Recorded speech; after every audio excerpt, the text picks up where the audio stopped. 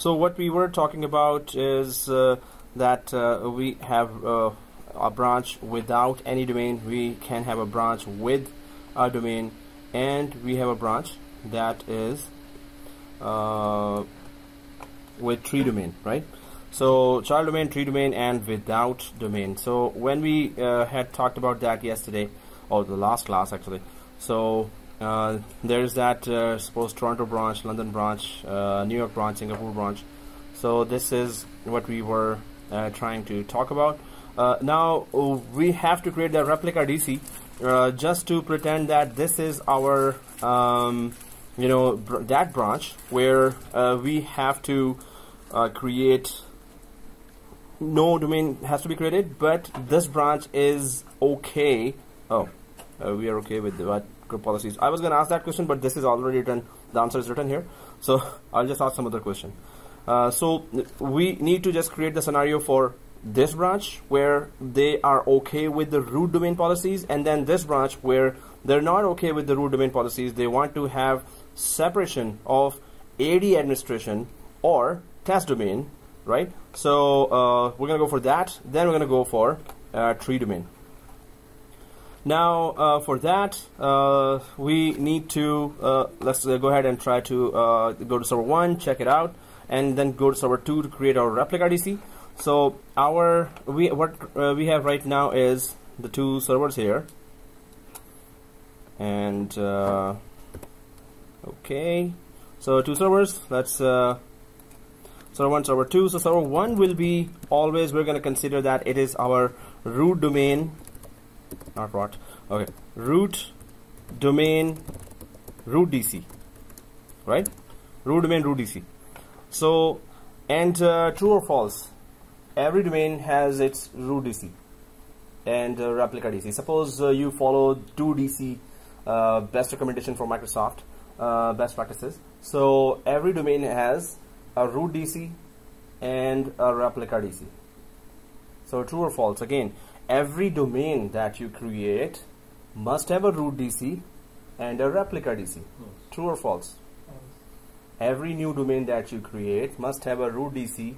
Well, okay, suppose you say that no, I don't want to have a ReplicaDc. Root DC is fine. So I'll just rephrase the question. Every new domain must have at least a root DC.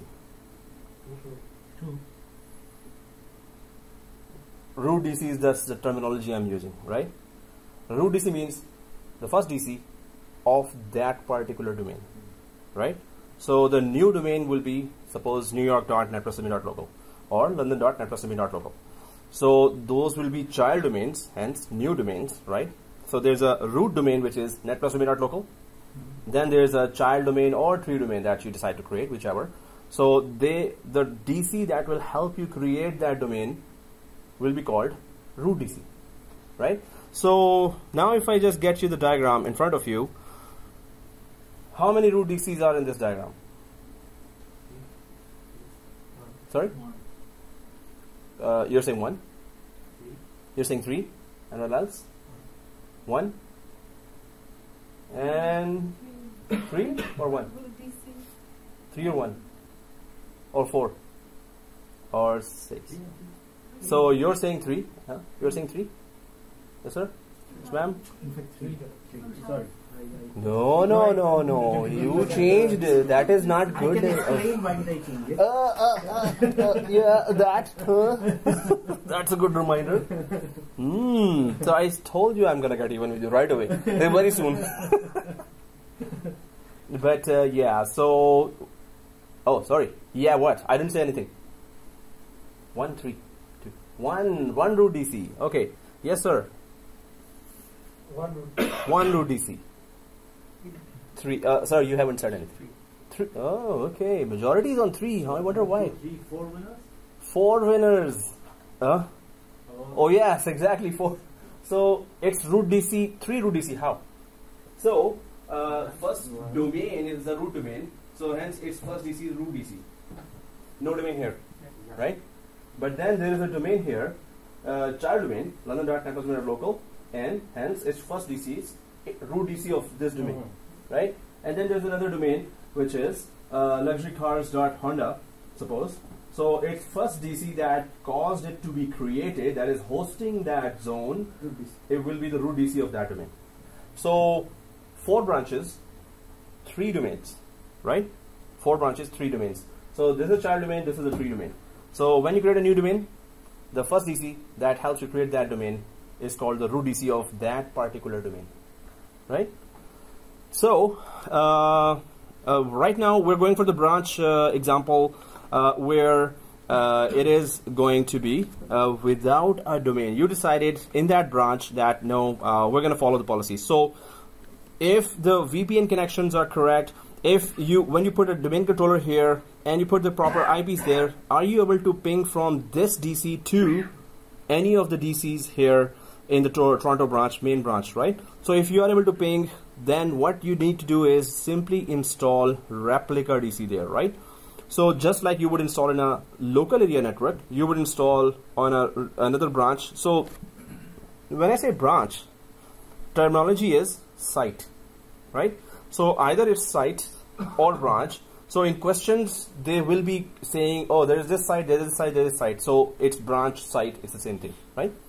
So let's go for our first lab, which is what you would have done if this was a branch you were in and it decided that, no, we're not going to have our own domain. We don't want to have separation of AD administration, right? In that case, all you need to do is just install ReplicaDc. So let's go to our network there, or our machines there.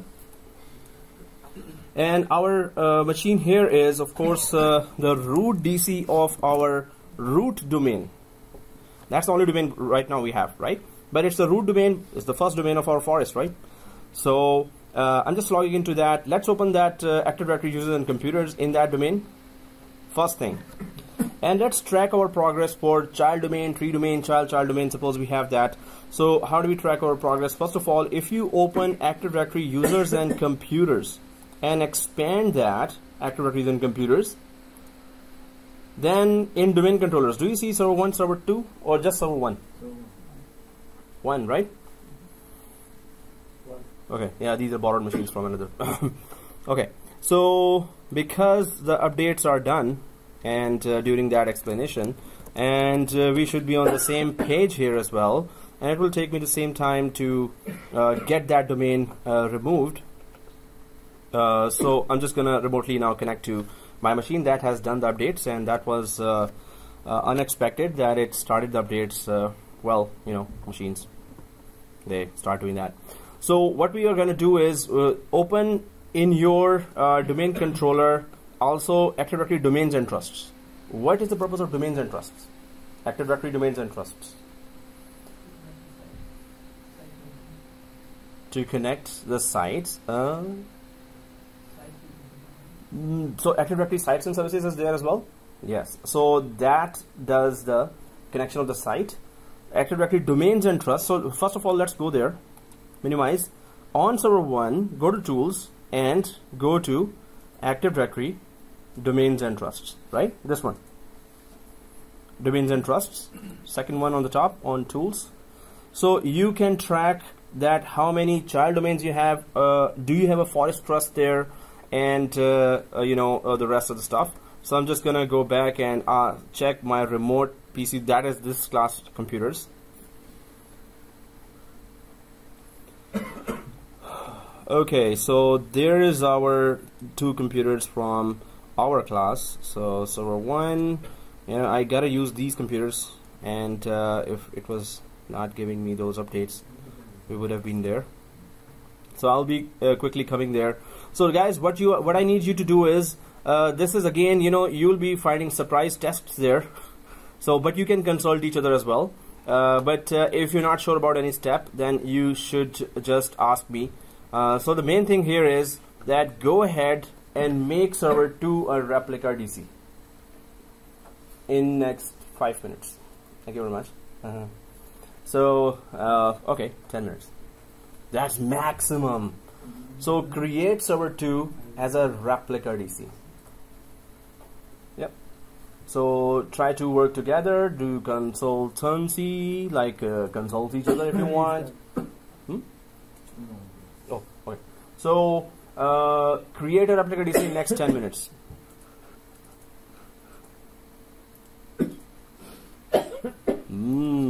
Somebody's having samosas and oily things and pakoras and then pop with ice.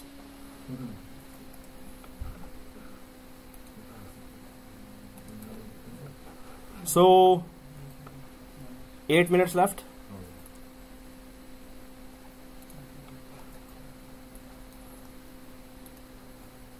So I'm almost there. So I'll be just racing you now if it lets me log in.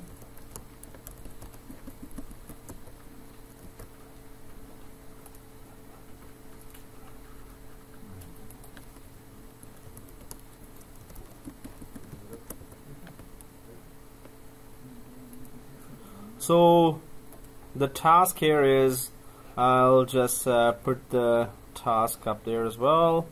You know, I've been doing that in many colleges now, that surprise tasks are there. In George Brown, they have to compete for marks. So task 1, create a replica DC on server 2. So I'm just going to do that now so you can compare your steps, right, on server 2. So if you were in that branch, you would have just that. First you have to make sure that, you know, VPN connections are there. We are assuming that the connections are there. Then we go for. So I'm just going to go for server 1 here and open my Active Directory user and computers here. And then on server 2, I'm simply going to go to dashboard. Now I'm starting that deployment. So you must have gone ahead. So add roles and features first of all in server 2. Then go to next. Role based or feature based, yes, next. It is server 2, make sure it is server 2. Next. And there it is, Active Directory Domain Services. Yay. Okay, click that Active Directory Domain Services and click Add Features, right? Only select that. So click Next. Next, nothing here. Next, nothing here. Click Restart. Press yes. If it wants to restart, it will, otherwise it won't. Install. So once it's installed, then we just simply promote it to ReplicaDc, right? You're already there, I guess. Right? So ReplicaDc. So we would have done that, but then I'm going to ask you other questions as well. For example, within LAN, DCs talk to each other every. Last time we talked about that. 45 minutes to 1 hour, right? Seconds. 45 seconds up to 1 minute. And within, okay, we got that already there. Within LAN. Oh, did I say lab? Okay. Okay. Then when DCs talk to each other, DCs talk to each other every 180 minutes or minutes, and or that is 3 hours /3 HR. So of course this is what it should be there. So promote this server to a domain controller now. Promote this server to a domain controller like this, right? So click, and now what we need to choose here, guys?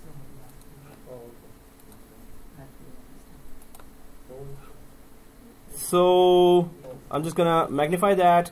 So there are 3 options here. Add a domain controller to an existing domain, add a new domain to an existing forest, add a new forest. So either second or third, right?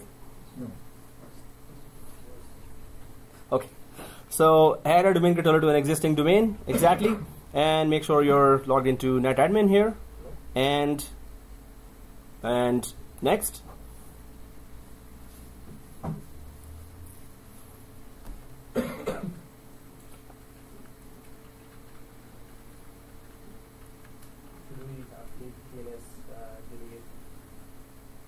No, ignore that. So DNS should be selected like this. It should be selected like this on the board. But after that, yeah, just click next. So ABC and shift ABC 1 2 3, and oh man, my ABC shift to ABC shift to 1 2 3, and then ABC shift to 1 2 ABC 1 2 3. Oh, now it is. So next here, and there's coffee for everyone. Oh, just kidding. So let's go for next. Oh, soup, not fair. So let's click next here, guys. On this page, we don't have to do anything. It's looking for a DNS. We are in the process of installing a DNS, so it's not going to find that. In last class, we did that. So next, and here, install from media. Anyone knows what's the purpose of install from media option there? Yes, exactly. Why would we want to do that? Why would we want to do that? Sorry? Sorry? No.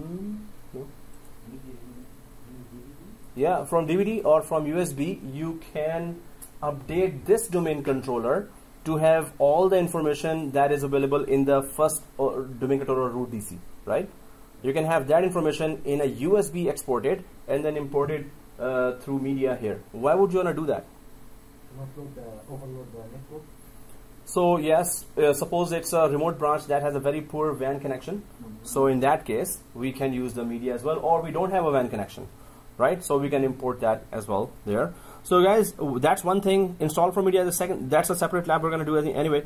So second thing is that if you go for any domain controller, so right now it doesn't matter that if we choose any domain controller or if we choose this domain controller, but for a habit, normally in production environment, you have 6, 7, or 8 medium to large size companies. You have 6, 7, or 8, or 10 domain controllers, or even more. So you know that some domain controllers have gone through errors. Suppose last night one of the domain controllers just restarted for no reason.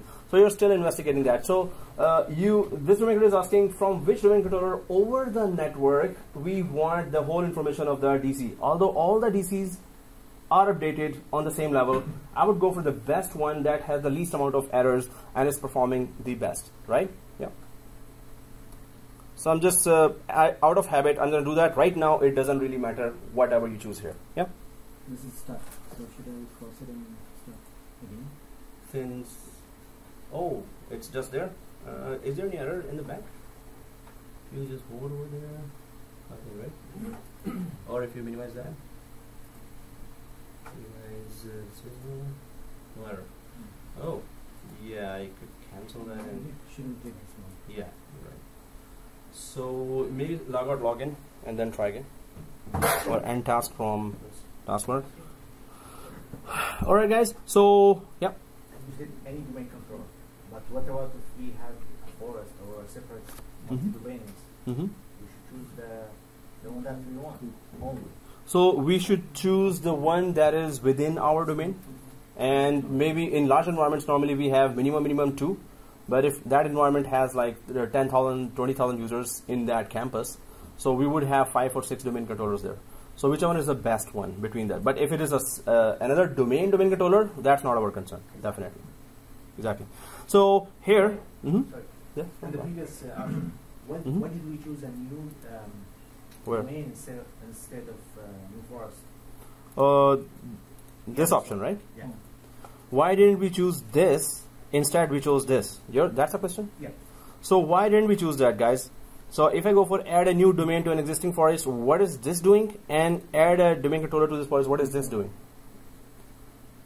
So this is adding a new DC as a helper. The diagram that you showed us. Yeah. 3 branches. Oh, we're not gone to that branch where you have a child domain yet. So when we go to that branch, suppose we're going to assume that. So we're going to go for this second option, right? If we do the child domain, we're not creating right now a child domain. Okay. So we didn't create the forest yet. We have created in the last class the forest.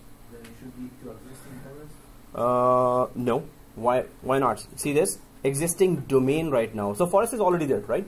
Yeah. And there is only one domain right now, right? So there is one root DC here, right? Yeah. We are just adding another helper DC to help this one root DC within that domain that we have. We're not creating another domain. So our domain name right now is netplusdomain.local, right? Yeah. So next, if we were creating newyork.netplusdomain.local, then we would have gone for this option, and this is the next lab actually. We're going to be doing that after this lab. But why are we even doing this lab? Why are we choosing and add a domain controller to an existing domain? Because we are trying to just pretend that we have. Oops. Okay, wrong. Gotcha. Okay, so here this, we're pretending that we are in this branch, and we don't need to create a new domain. Why? Because we don't need separation of Active Directory administration.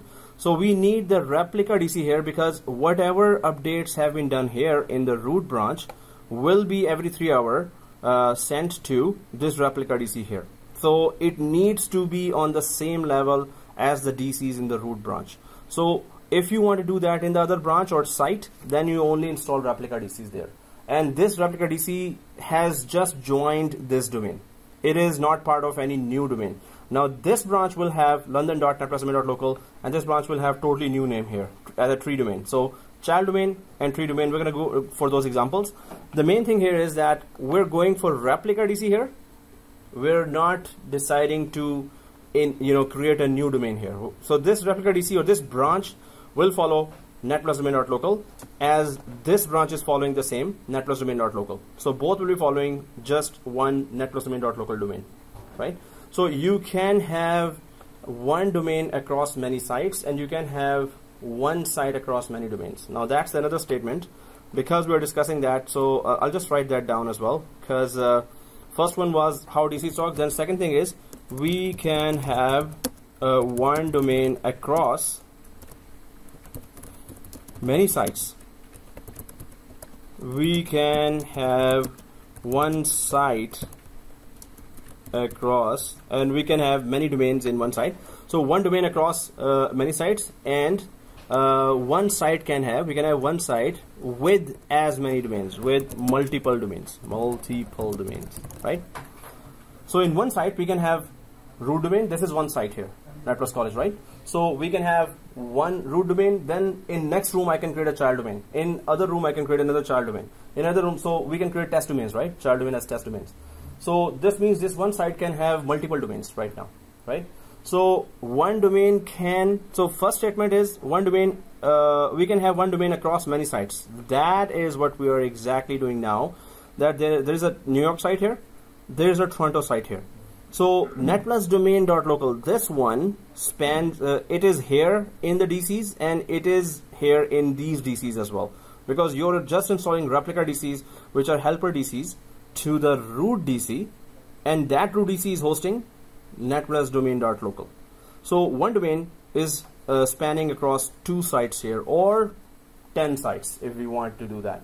So if you enable a policy here, group policy here on root Tor branch, that USB will be locked.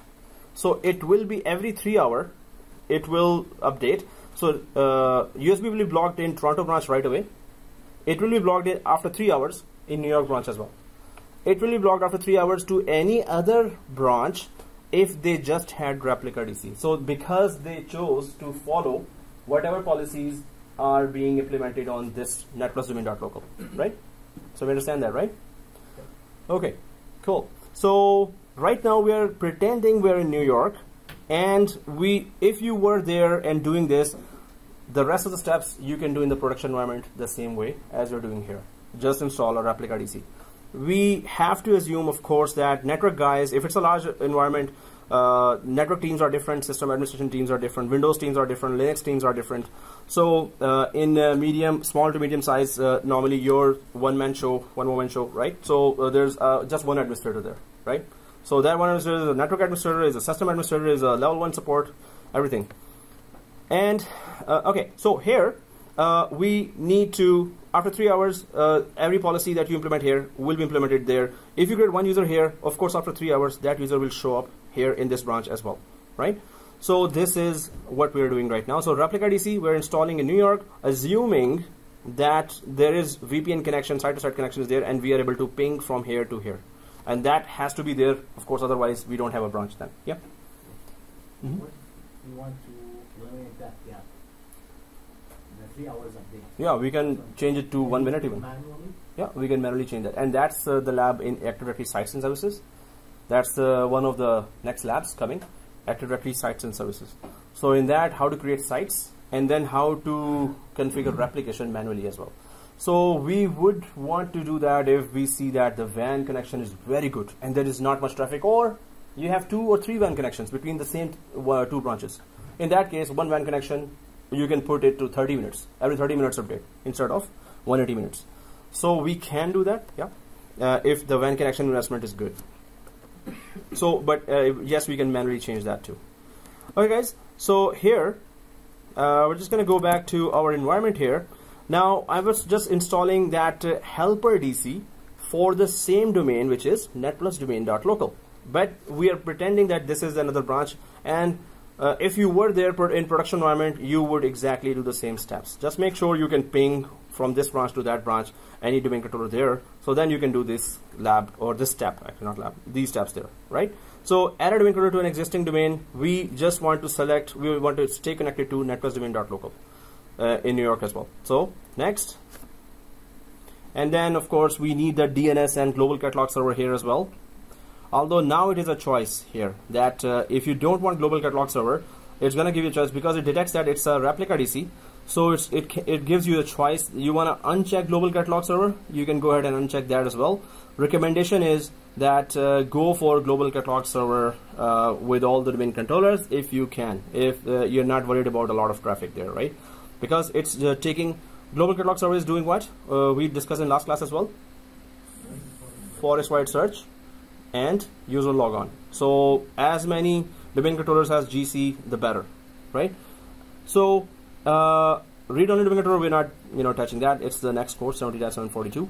So let's go ahead and DSRM, directory services restore mode, so you can restore from backup any active directory. This was we did that lab in the last course, 70-740. So let's click next. We're just simply installing another helper domain controller called it is ReplicaDc as a terminology. So update DNS delegation, nothing here. It is looking for a DNS, but we are in the process of installing that, so it's not there. So click next.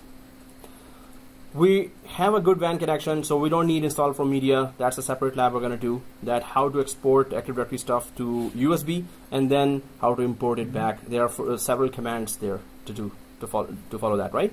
So and then out of habit, domain controllers from within the same domain we're selecting here. Otherwise, right now we have just one. You can just select this or select it. Doesn't matter, really matter. In a production environment, I would select the best one if there were multiple domain controllers there, right? So here it doesn't matter. Yeah.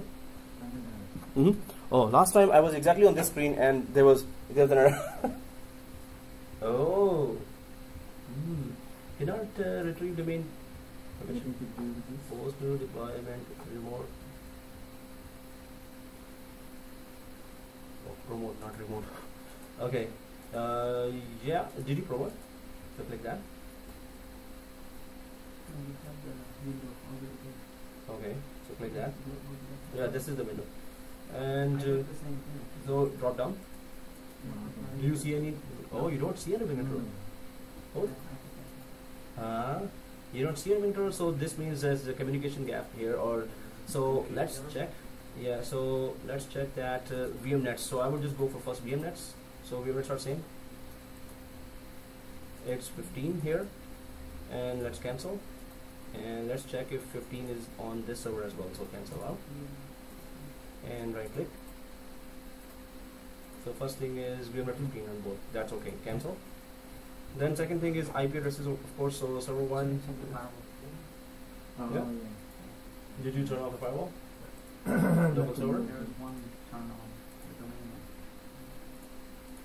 So click that. Yeah, there's one green. So turn that off and check that.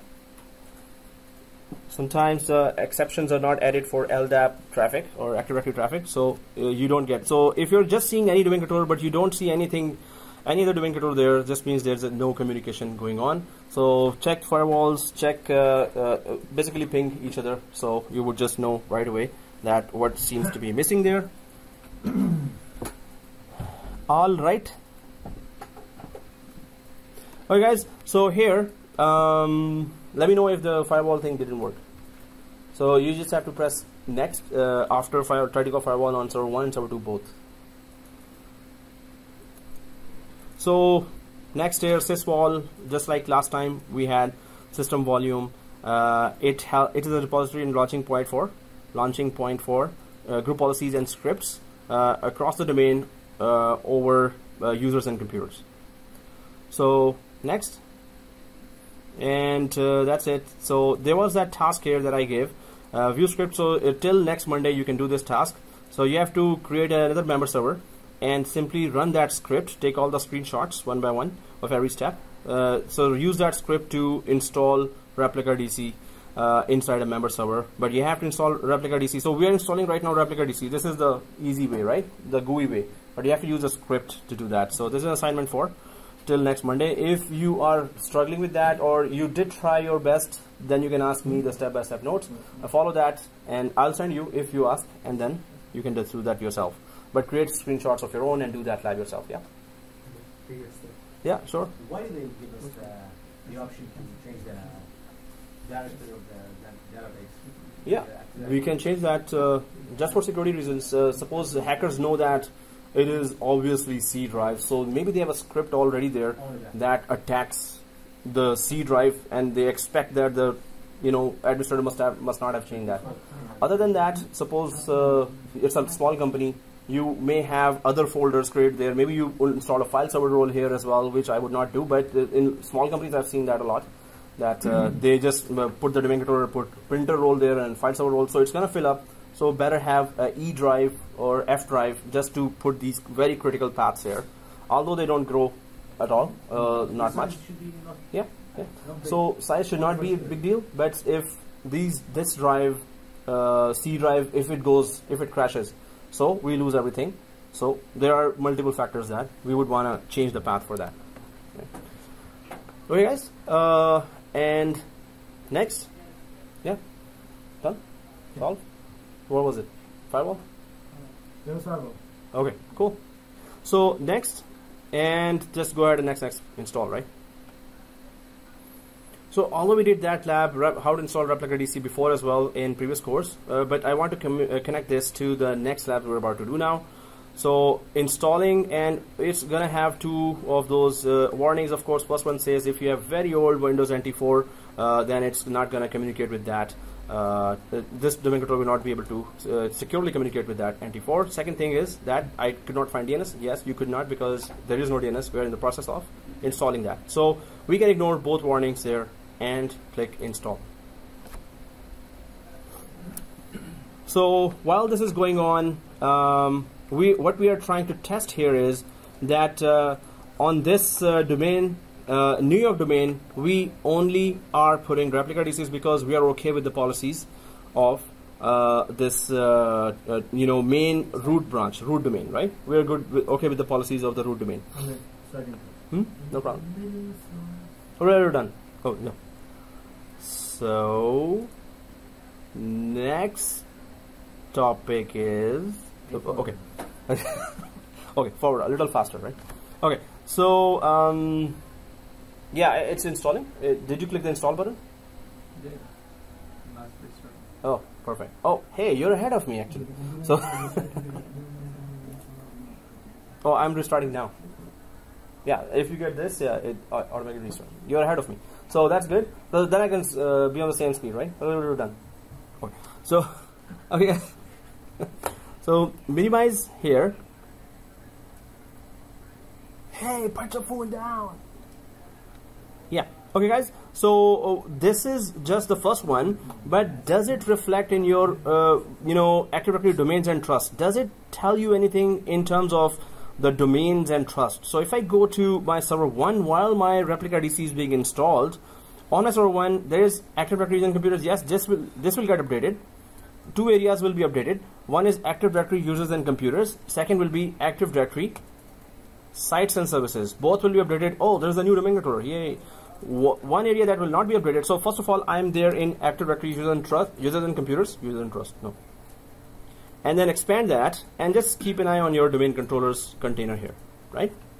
Keep an eye on the domain controllers container. So you should be seeing second domain DC now, right? You're seeing that, right? Everyone's seeing that. So it had updated. So minimize this Active Directory users and computers and go for tools again and open Active Directory sites and services. This is a separate topic coming, but Active Directory sites and services, if you open that, it also will detect that, oh, there's a new domain controller there. Okay, cool. Because Active Directory sites and services has everything to do with branches and replication. So sites and replication, right? Even two domain controllers also. So I have just opened Active Directory sites and services. and I'm just gonna put it on magnifier.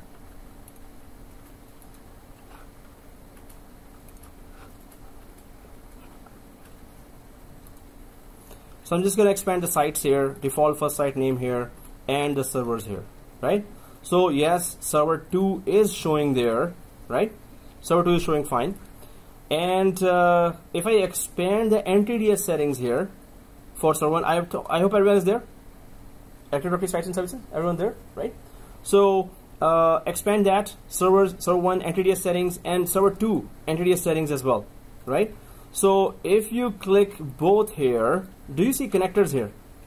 So if I expand server 1, or if I go back here, sites, expand sites, then go to default first site name, then extend servers, and then go for server 1 and NTDS settings. So do we see connector here?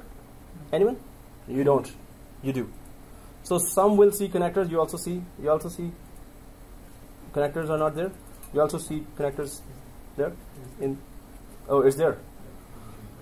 So server 2 here, NTDS, I don't see connectors, but they're gonna be there.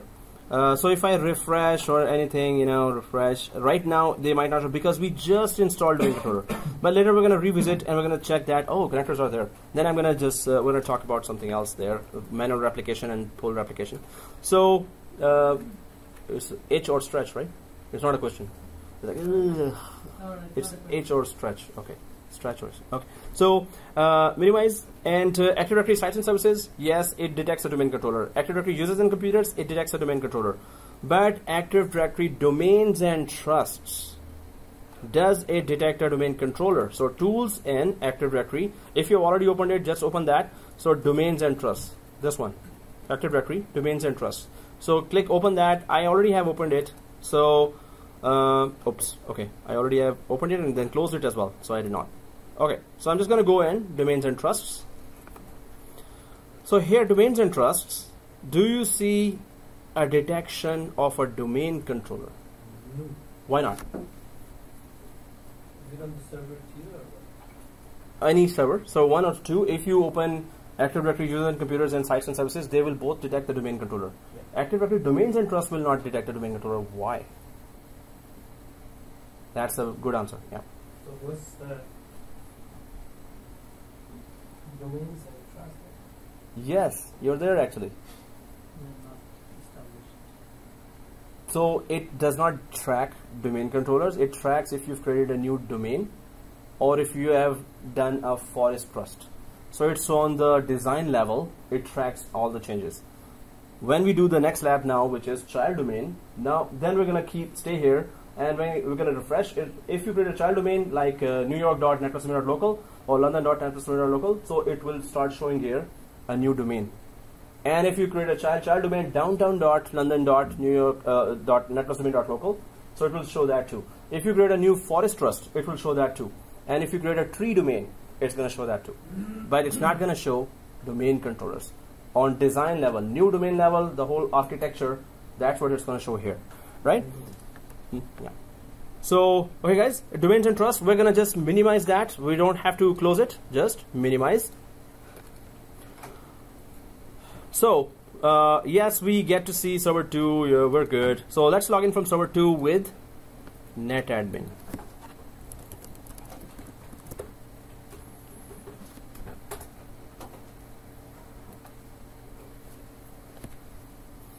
So netadmin. So here, now I'm just going to, if you go to the diagram, yes, that's what we're going to do. So inside server 2, just go for your Active Directory using computers. Just check if it is it has replicated those 390 users there or not. Of course, it would have, because both domain controllers must be on exactly the same level in terms of modifications and changes and users and computers and objects. So if I go to server 2 here now, server 2, and go to tools here, and go to Active Directory users and computers here as well. So obviously we should have the Exchange users container, which has 390 users already present. So definitely it must be an exact copy of the first domain controller, right? That's the first thing. Second thing, is there two-way replication going on right now? Is there two-way replication? We need to find out now. How do we do that? We create everyone on server 2. So two-way replication test. Just create an OU here and check if it shows up there. Just create an OU there and check if it shows up here, right? So just create any object here and check if it shows up there. This means two-way replication is going on fine. So I'm just gonna go ahead. So I'm on server 2 and I'm on domain controller here, or I'm inside the Active Directory using computers, and right click here. I hope everyone's there. And go to new and just create sales DEPT. So organizational unit. Sales DEPT.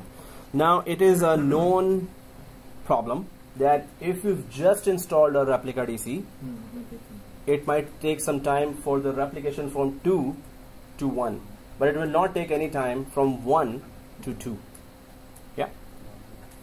Well, it's they're still talking to each other. Hey, how are you? Fine, great. I just moved in here to your neighborhood, and so they're talking to each other. Now we've tested that so many times, so we're gonna test it now. For some, it's gonna replicate from here to there right away, but for others, it's gonna at least take 15 minutes or 12 minutes, whatever time it takes.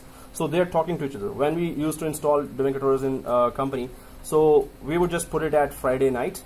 Domain controllers, we would just install that, make sure everything is okay, then we just go. We will expect that by tomorrow they will be talking to each other. So the next day we would come and just create an object here, object there. They would show up right away there, right? So, but right after the installation of ReplicaDc, don't expect that from 2 to 1 it will work, but from 1 to 2 it will work. But it will take 15 minutes to do that.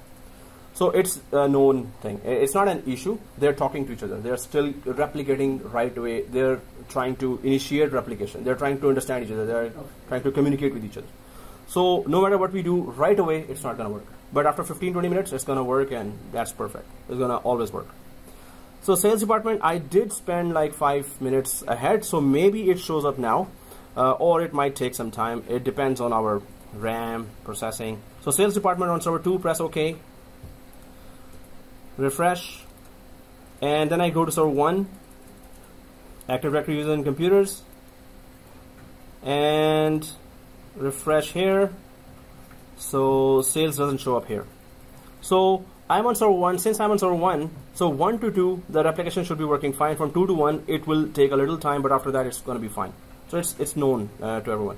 So right click here as well and create marketing department here on server 1. On server 1, we are creating marketing department here as well. We understand that we will expect it to show up in server 2, right? So organizational unit, marketing DEPT, marketing DEPT dot. Okay, refresh. Server 2, refresh. So marketing does show up, right? Right away. So sales, we're still, I'm still waiting for that, but we don't have to just sit there and wait for it. I'm just going to refresh one more time. I'm just going to go back to server 1 here, and I'm going to refresh here as well. Maybe by now it has, no, it hasn't. So after 10 minutes or 15 minutes, it's going to show up. It's normal. So, okay guys, two-way replication, we're testing that. The second thing is that, is the sites and services still open? So let's on server 1. On server 1, let's create Active Directory sites and services, right? This it should be open already, right? So if it's not open, open it.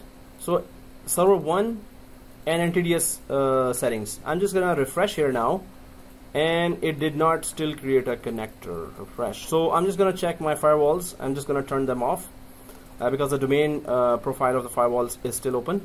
On server 1, server 2, just double check your firewalls, because normally it's supposed to add exceptions, but if it doesn't, it's going to take some time. So I'm just going to make sure on server 1, yes, domain profile is on. So I'm just going to turn it off. Press OK. Then go to server 2, local server. Just check the firewalls are on. Oh yeah, it is on. Domain profile is on here as well. So I'm just going to turn off here. So I want the two domain controllers to talk to each other right away, or as soon as possible, just to see the results. Otherwise, normally in production environment, you don't push them, you just leave them, right? So they will simply talk whenever they've finished those replications. So as soon as I turn off that and refresh, so just simply refresh and the generate connector is showing there, right? Now one question to you is, and I asked that before as well, I know.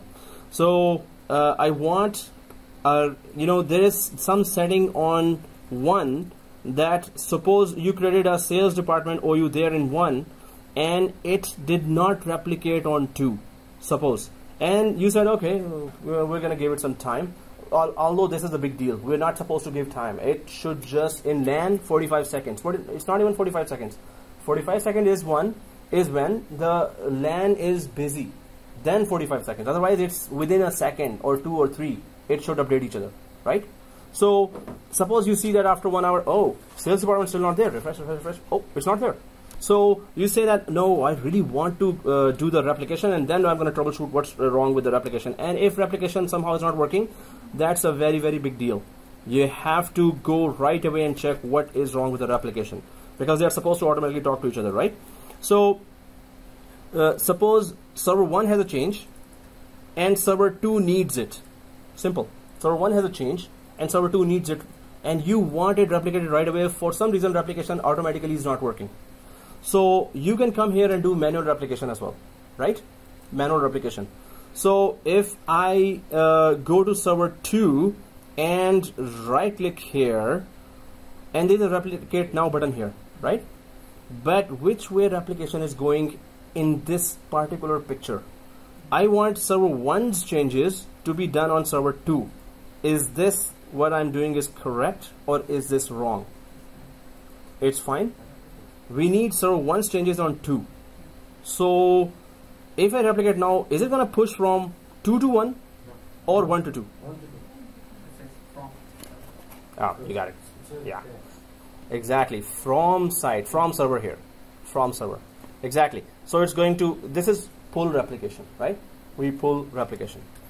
So, okay guys, sites and services is tracking and automatically generated connectors are there. We're good. So we're just going to close that all on server 2. Actually, we don't need anything more than what we were doing according to the lab objective. And that is, oops, oh yeah, that's a picture. So this branch is okay. So what we do is we just install ReplicaDc on the other branch. We did that. So we think that, okay, replication is going fine over the WAN, but it will take how much time? 180 minutes. If it is inter-branch replication between 2 DCs, it's going to take 180 minutes. So we're good with that. So in that branch, all you need to do is what we just did. All you need to do is that, right? What we just did. So, but let's go for the child domain scenario. Any questions here till now? Yeah. You don't see the connector there? So if I go to this one? Okay, cool. So okay guys, let's get rid of the ReplicaDc. Yay! What? So we're going to uninstall. Server 2 is going to be now the root DC of the child domain. It's about to. So we need to get rid of ReplicaDc on server 2. We're going to create a new domain on server 2 now, right? We're going to still, the poor guy server 2 will keep on experimenting on that server 2 only. We can have 3 and 4 and 5, but it's good to know how to uninstall or practice it, because we need to be very careful about some of the concepts of uninstallation as well. So what's the plan here? Server 2 will have, we will uninstall ReplicaDc on server 2. Then we're going to install a child domain on server 2, same. Then we're going to do some tests and some scenarios we're going to discuss. And then we're going to uninstall child domain on server 2. And we need to know how to uninstall child domain on server, or how to install overall a child domain. How to remove a domain property in a forest, right? Demote a domain in a forest. And then we're going to uninstall child domain, and on server 2 we're going to install tree domain. All this time what we're doing, we need to keep an eye on the DNS all this time. DNS. Without DNS is the eyes of Windows. So you close the eyes, that's it, you can't see anything, right? So Windows cannot see the other server if DNS is not there, or if DNS is wrong, or if DNS configuration is not put there at all. So we have to make sure all this time the DNS practice has to be always there. DNS related issues are the most in the environment, right?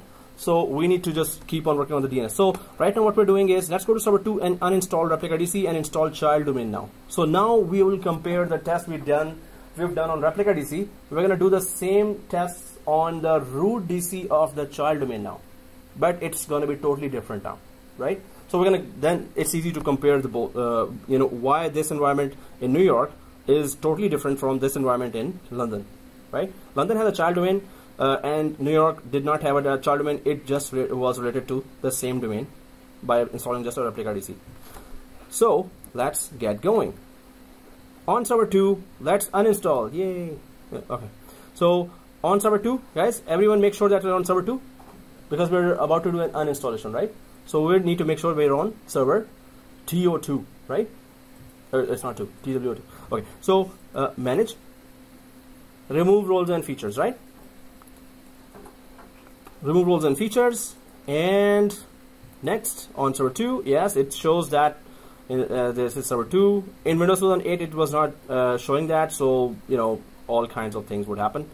Server 2, next, and then we simply uninstall or uncheck Active Directory domain services, right? So it is saying, oh, you want me to remove all the features? Yes, of course. So click remove features as well, but it's gonna give you an error like this. I wanted the timing to be correct. I'll do that again. No, just kidding. So okay, so here it says that, oh, you haven't uninstalled Active Directory. Why are you uninstalling the basic tools that Active Directory is living on top of?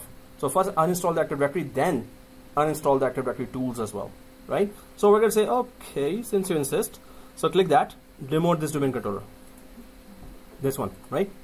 Demote this domain controller. Once you click that, now we get our Active Directory uninstallation. So we can just click the force removal, right? And then uninstall the whole domain. No? It is the last resort. What does that mean? There's no way you can. If this one fails, It just keeps on throwing errors and just not figure it out. So we only use the force option if the normal option of removal does not work, right? If it does not work and you keep on getting errors after errors, no, I cannot remove this domain controller because of this, and you're like, oh man, okay, let's start again, but this time I'm going to click force. So once you do the force removal, there's an extra thing you have to do now. That is clean up DNS, and that is called, there's a terminology. No, clean up DNS means metadata cleanup. You have to go for metadata cleanup. Did we do the FSMO crash test in previous lab? So we crashed the domain controller, and then we had to do the metadata cleanup, which are 15 commands, actually 9 commands, yeah. So through that command, if you do a force removal, the name of this server will still be there inside DNS, right? So although we would remove it forcefully, but name of the server will still be in DNS. So those set of commands will remove throughout the forest the server 2. It will remove the name of the already forced out DNS, already forced out server 2. It will remove the name of that from throughout the forest and throughout DNS. So this is, we use at the last resort. We never check it when it is normally being demoted, right? We understand that. Do not use this option unless you have to use it, right? So let's not check it and click next. And of course, without this, it's not going to let us go. So what is saying that, oh, you're about to remove Active Directory, so global catalog will be gone. So we're saying, yeah, that's the point. Just remove the Active Directory. But a global catalog is crucial part of Active Directory, but DNS is a separate role, right? So DNS, some of the entries will be also removed in the DNS related to Active Directory. So we're saying, yeah, whatever you want to remove, just remove, but we don't need the Active Directory now in this server. So proceed with removal. We get that, right? Next. And when you have removed that domain controller, it is still saying that, hey, you should not be logged out, right? So give that password there for the local administrator so you could log in and you're not locked out of it. And there you go. Password has to match, right? Seriously, what's wrong with the keyboard?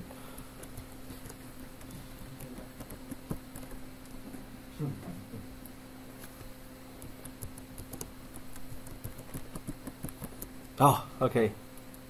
Yay. Okay, so click, go ahead and demote, right? This is a script for demote as well. Cool. All right. It's too quiet today. I can even hear the clock ticking. Tick tock, tick tock. No, this clock doesn't make noise. I have to make that noise. Somebody's hungry and cannot talk even, huh? Somebody's are hungry and cannot talk even. Somebody had their dinner. Oh yeah, never asked anyone, right? Okay. You know, we could have had 8 spoons there and 8 bowls and, you know, 2 noodle long strips. 2 here, 2 here, 2 here, 2 here. There's no one from China here, right? So Chinese chopsticks, man, that's so cool. It's a challenge to eat that noodles from Chinese chopsticks. Anyone has had that? With chopsticks, you're eating noodles. Okay. It's kind of a challenge. It's so much fun, but after some time, you get used to it. Okay, guys, nice food talk. And let's go to the second lab. So, quickly, is it going to kick us out of the domain? Is it going to kick us out? Yeah, it's already there. No. So it will still be a member server after uninstallation of Active Directory? Okay. Should be a member server, right? So yeah, you're right. So it's not going to kick us out of the domain. So I'm just going to ask whenever we are uninstalling. So yes, we are still a member server right now. Even though we are no longer a ReplicaDc, we are still a member server. It has been successfully, as you said, demoted. So we're still a member server. Now we're pretending this member server is in that site/branch that is in London, right? That's the London site. And there we do not want Active Directories, domain controllers to talk to each other or update each other from the root domain to the, now we're about to create a child domain, right? So child domain, let's just go ahead and create a child domain, and we're assuming that we are able to ping from this server to from London branch through VPN connection, site-to-site connection to the root DC. So yes, we are able to ping each other, we can communicate with each other, but now we need separation of AD administration. Okay, so let's do that, and let's install the child domain called london.netplusdomain.local. And then we're going to do a random test, some tests there. So I'm just going to go back. Let's go back to server 2. And, you know, you can see that yellow triangle. Yeah. This means Active Directory tools are still there. So we can simply promote it to a child domain now, right? Instead of installing the Active Directory tools as well. So, this here, click, and there's a promote this server to a domain controller. So we all see that on server 2. So click that and go for now which option? Now second option, exactly. We're about to create, add a new domain, right? Not a domain controller, but a domain now. So previously we created a domain controller, now we're creating a domain. So click this next option. And do you want to create a child domain or a tree domain? For now, child domain. So we keep it selected here. It does detect that, oh yes, you're part of the Netplus domain.local forest. So parent domain is this. So we're just gonna go for London. It's not case sensitive. So London, let's just put that there. That's how we create. Suppose you wanted to create a child domain. Suppose the London domain is already created. So you would just go for downtown.london here, and then it will automatically grab the rest of the domain name there. If it was a child domain, right? You could just use more names here as well. Downtown.london, netplusdomain.local as the first child domain as well. It doesn't matter. Make sure that you see here net admin. You're not seeing here administrator, right? So, okay guys, this is the child domain creation, and let's click next.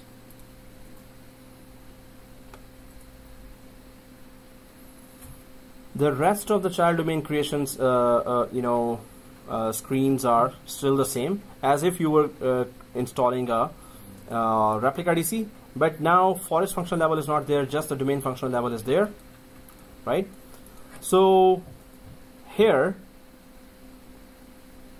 Global catalog, yes, it's okay for the first domain, root DC of the domain, to have global catalog server there.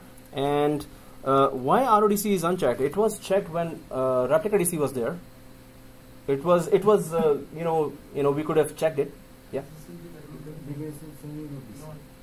It is the first DC. First DC of a domain must be read and write copy of the domain controller. So that's why RODC is not a choice here. But if we are installing the ReplicaDc for this child domain now, that will have a choice. Oh, you want to make it a RODC or not, right? Because it will be a read-only copy. Yeah. Why we can't choose the functional level?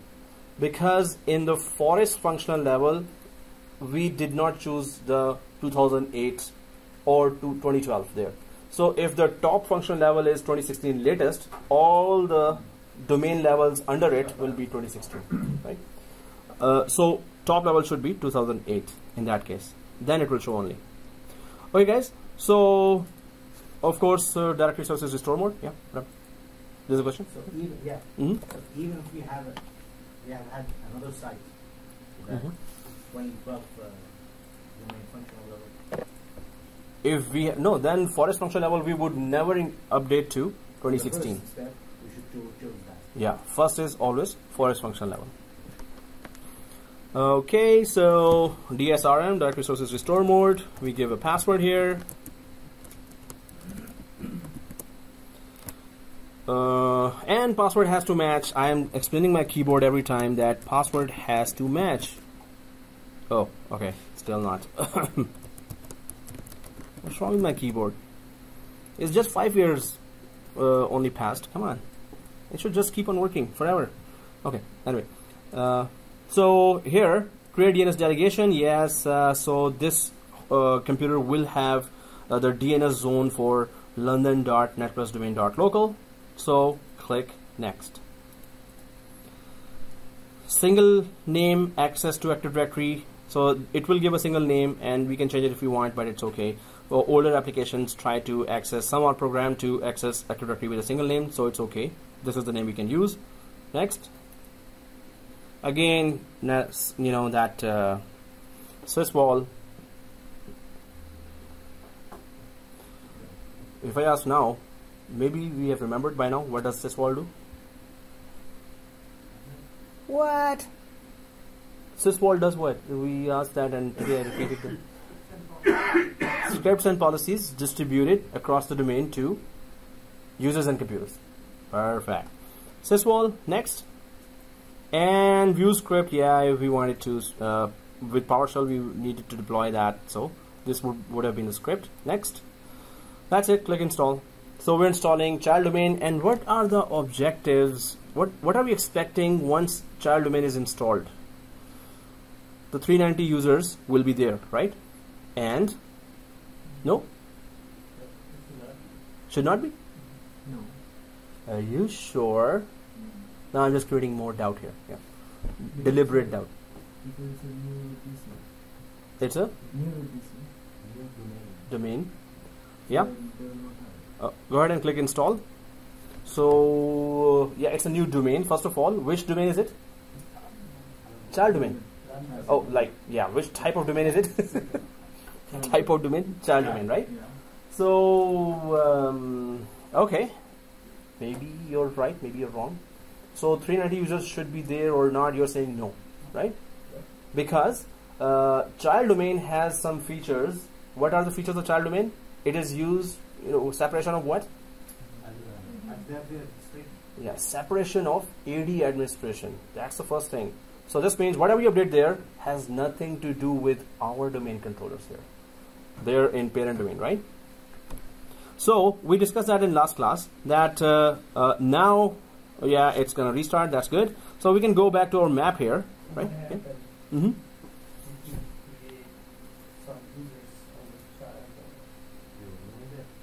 They will not be replicated to the parent domain controllers because ADs of both have nothing to do with each other. Global catalog can talk to each other, schema can talk to each other, and DNS can talk to each other, can communicate with each other if they wanted to. GPU, no, nothing. Anything AD cannot talk to each other. Anything inside Active Directory, nothing. So if you want them to talk to each other, then just go for ReplicaDc. They will update each other for any small thing and any big thing. But if you want separation of AD administration, only then create a child domain, right? For test environments, you will see a lot of child domains created there because everyone needs a test environment, right? So you would see a lot of child domains there. Okay, so here, now is it already done? Oh, it's about to be done. Yay. Somebody needs coffee. Oh, no. Okay. Coffee alert. No, now we need to bring coffee, right? This is not fair for all of us. Although I had a nap. Okay. Coffee. Actually, the sign should be this, but it's this. Wow, the way you do it, nobody can copy that. It's full power. So, yeah.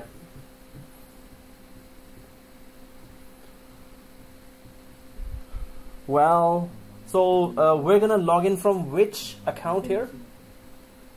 We're gonna log in from which account? The same one. Which one? Good. Wow, you're sleeping and you know that all. So what happens when you're awake and you're resolving problems? So that was a compliment. Yeah. So which account are we logging in from here? As you said, London account. Which London account? Did we create any London account? We are just installing Active Directory. It's the same main NetAdmin. We of the forest. so see this. So we have this user, and it does not give that. So we are logged in from NetAdmin, right? Which is the enterprise admin account. But here, server 2, suppose you don't want to log in from enterprise admin. Why? Because the London administrator itself, he or she, will be given the domain administrator account of that particular domain, right? So NetAdmin is you. You're the enterprise admin. You're the top guy there, right? Top person there. So you will not give that NetAdmin account to the domain administrator of London, right? Sure. So which account instead the London administrator should log in from? Now that it's a new Active Directory. Exactly, administrator. London administrator, domain administrator, exactly. So if you are already restarted with that, don't log in from NetAdmin. So if you don't log in from NetAdmin, how do you log in? Again, second thing, you will log in from domain administrator, right? So go ahead and log in from domain administrator of London. London domain administrator, right? No, the domain administrator is still there, but we did not copy that to NetAdmin, or we did not rename it to anything else. So right now, by default, it is administrator, and it has all powers on. Password is no, it has a password. Why? Because when we had a local administrator on server 2 before installation of child domain, so we had a local administrator here, right? So that password will work for the domain administrator as well, right? Okay. By next class, by next class you will be doing the labs with us. Quick, and this, that. So we'll be, really kicking in. Okay. So, whoa, it's taking too much time. Are you already there? Hey, that's not fair. Oh, none. Okay. So, okay, guys. What account am I going for? Not NetAdmin. That guy in London is not supposed to have, forest-wide credentials, right? So, other user and administrator. So, as long as London is written there, we're good. We can just type administrator because London is written there, right? So, and the password, if it accepts that, the class password, right? So it doesn't because of my keyboard. Yeah, I had asked for donation from the management for $4,000. Oh, so they rather kick me out for that instead of going for that. No, I got this from Best Buy, and I'm looking for Best Buy deal, another one where it's 64 GB laptop, and it's only available online. And the best thing about Best Buy is that it is on installments. So I'm just gonna get it from installments. Refurb it? No, new. I got this new.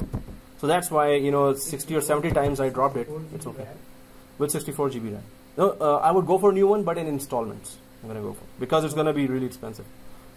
So what's the 64 GB RAM? Yeah, it will support 64 GB, but I hope I can afford to put 64 GB RAM there. What's the memory? Yeah, RAM. Right now it is, I think, 16 or 8 GB they will give. So I will just keep on putting more memory myself. It's it's $85 8 GB. Yeah, it will support 4 slots, but they will support 16, 16, 16 or more and more, right? But the RAM is expensive. Yeah, it is $85 for 8 GB RAM. So 64 GB RAM would be more. Okay, guys, are we logged in here? So server 2 here, and so if we go to Active Directory, if you are all logged into server 2 or the London Netplus local. So where are our 390 users here? So let's go to Active Directory, users and computers. Is it London? Yeah, London domain, and go for administrator, right? Don't log in from NetAdmin. I didn't see London. You didn't see? I logged in as NetAdmin? no, administrator. Okay, yeah. So that's it. So open Active Directory and computer, and you should see this london.netplusdomain.local. So there is our 390 users. Nowhere. Okay. Yeah, it's not there. There. Huh? Error? No, there. We don't see a user. Exchange users container here? Exchange users? No. No, the users container is there. Yeah. Not the 390. 390 users, no. What's going on? Yeah. No, we should have put coffee in the noodles as well. It would have been very energetic. They have made coffee chocolates, coffee cakes. Why not coffee noodles? Okay, anyway. Coffee sandwich or coffee sandwich. Okay, so anyway, now what we need to do is, okay, they don't talk to each other, of course, but what does the design say? So go to server 1 and go to Active Directory domains and trust now, right? It should show there's a child domain, right? So if I go to Active Directory domains and trust on server 1 or server 2 even, so you click up there and refresh, right? Refresh here, click up here and refresh, and now you will see this london.netplusdomain.local, right? So this is, now you can see here that Active Directory domains and trust is okay, yeah, and they are not talking to each other, of course, but we still have two-way trust relationship between the parent and the child, right? We still have two-way trust relationship that gets automatically created between the parent and the child. If the two-way trust relationship is there, we should be able to manually add each other's users to each other's resources. So what I want you to do in next 5 minutes, task number 2 is, or you can, so task number 2 is, let's see who figures that out quickly. And it's okay, it's not like a test. So task 2, enable, also add Alan Reed. This is a user in root DC, in the netplusdomain.local parent domain. There's a user called Alan Reed. It is there, right? So add Alan Reed to the administrators security group of london.netplusdomain.local. Go ahead, 5 minutes. Did we get the idea? Done.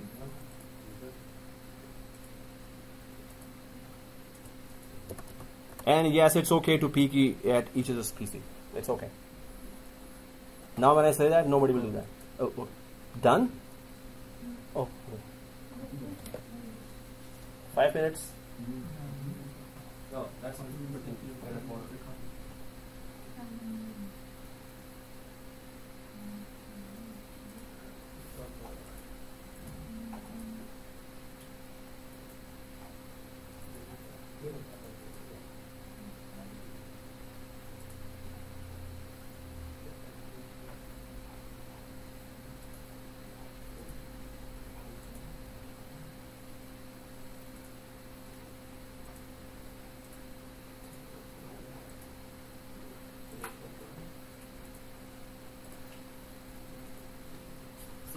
page is done.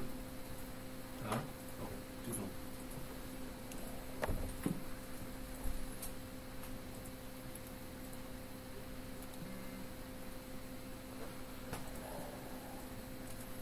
Three and a half minutes left. It's okay to Google it.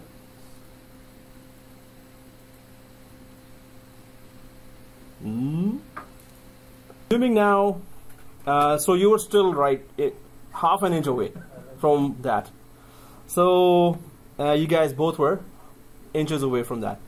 So okay guys, let's do that. And where are we going? First of all, yes, the user has to be added to the destination london.netplusdomain.local. So I'm just going to go to the destination first, right? And here, where's the administrators group? So maybe it is in users container or it is in built-in container. So if I go to built-in, administrators group is here, security group, right? Security group is here. Okay, I'm there. I want to add Alan Reed. So double click there. So you did it, right? Okay, Alan Reed. And now either... Yeah. Okay, so members, okay. Members, and when we go to members, administrators group has very few members. So I'm just going to click add here. I tried from the user instead of the Administrator is a account, user account. Administrators is a security group. So we need to go to security group to do that, right? So, but here, what do? So, Type in Alan. locations. Alan does not live in London. Alan lives in netplusdomain.local in Toronto, right? So change the location first. How? When you click the locations, oh, there is my parent domain, there is my child domain, right? So click the parent domain and press OK. Well, I know Alan lives here, right? So if I type Alan Reed, I hope it works. So Alan and check name. So it should search it. Yeah, there you go. Alan Reed is there because it lives there, not here. So you have to just change the locations from child domain to the parent domain. And you are able to do that because there is a two-way trust relationship automatically created between the parent domain and the child domain, right? So press OK. Alan Reed is selected. Press OK. Alan Reed is added. Now Alan Reed is a normal user, simple user in parent domain, Netplus domain local, but he is an administrator now of the London domain, right? He can do anything remotely. Let's do the other way. 1 minute now. Get him. He was responsible for that. Other way, add the domain administrator of London to the administrators group of netplusdomain.local in 45 minutes now. Seconds now. Minutes. Sorry. Add the domain administrator of London to the administrators group of netplusdomain.local. Destination is parent domain. So go to that directory. Add domain administrator of London. There's only one account in London. Administrator. So go to destination. Wow. Okay. Cool. Done. Now I hear first done in 30 seconds. So go to the destination first, which is netplusdomain.local, right? The parent domain. Then go to administrators group of that, which is in built-in. Oh, I'm saying that. Hey, I'm not supposed to say that. Done. Yeah, same steps, right? And then just go to member, change the location, and 10 seconds. 9 8 7 6 5 to 1. No, I just fast forwarded that. Sorry. So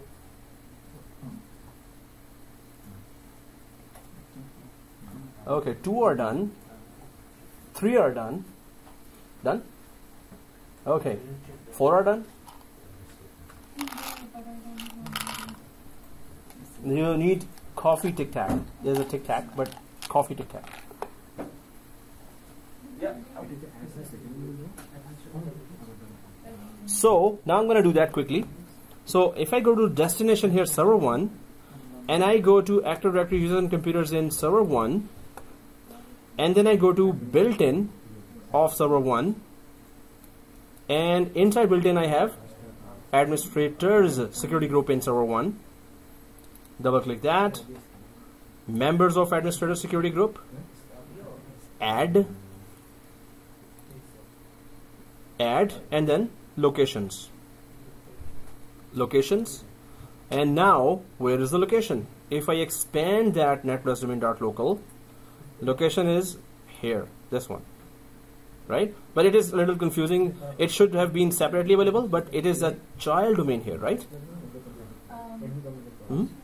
Yeah. I understand when you find LNV on server 2, which means you can log in as LNV, a user Yes. on server 2. But when you are on server 1, you added server 2's administrator, which we did now. Are you saying that we can log in on server 1 from, like, how does that work? That's a good question. Very good question. That's a very good. So, guys, we can log in. Can we log in from Alan Reed from server 2 or any PC joined to server 2? Can we log in from Alan Reed from any computer that is joined to london.netplusdomain.local?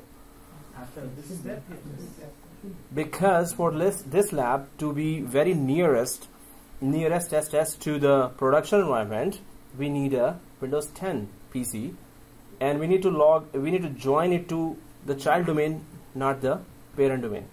We need to join it to that child domain. So that's going to be even trickier, because it's a very straightforward process. When you see that, oh, joining a piece of domain, yeah, teach, come on, give us some challenge. When you start doing that to child domain, when you don't join to the parent domain, it's gonna get trickier. That task is coming your way.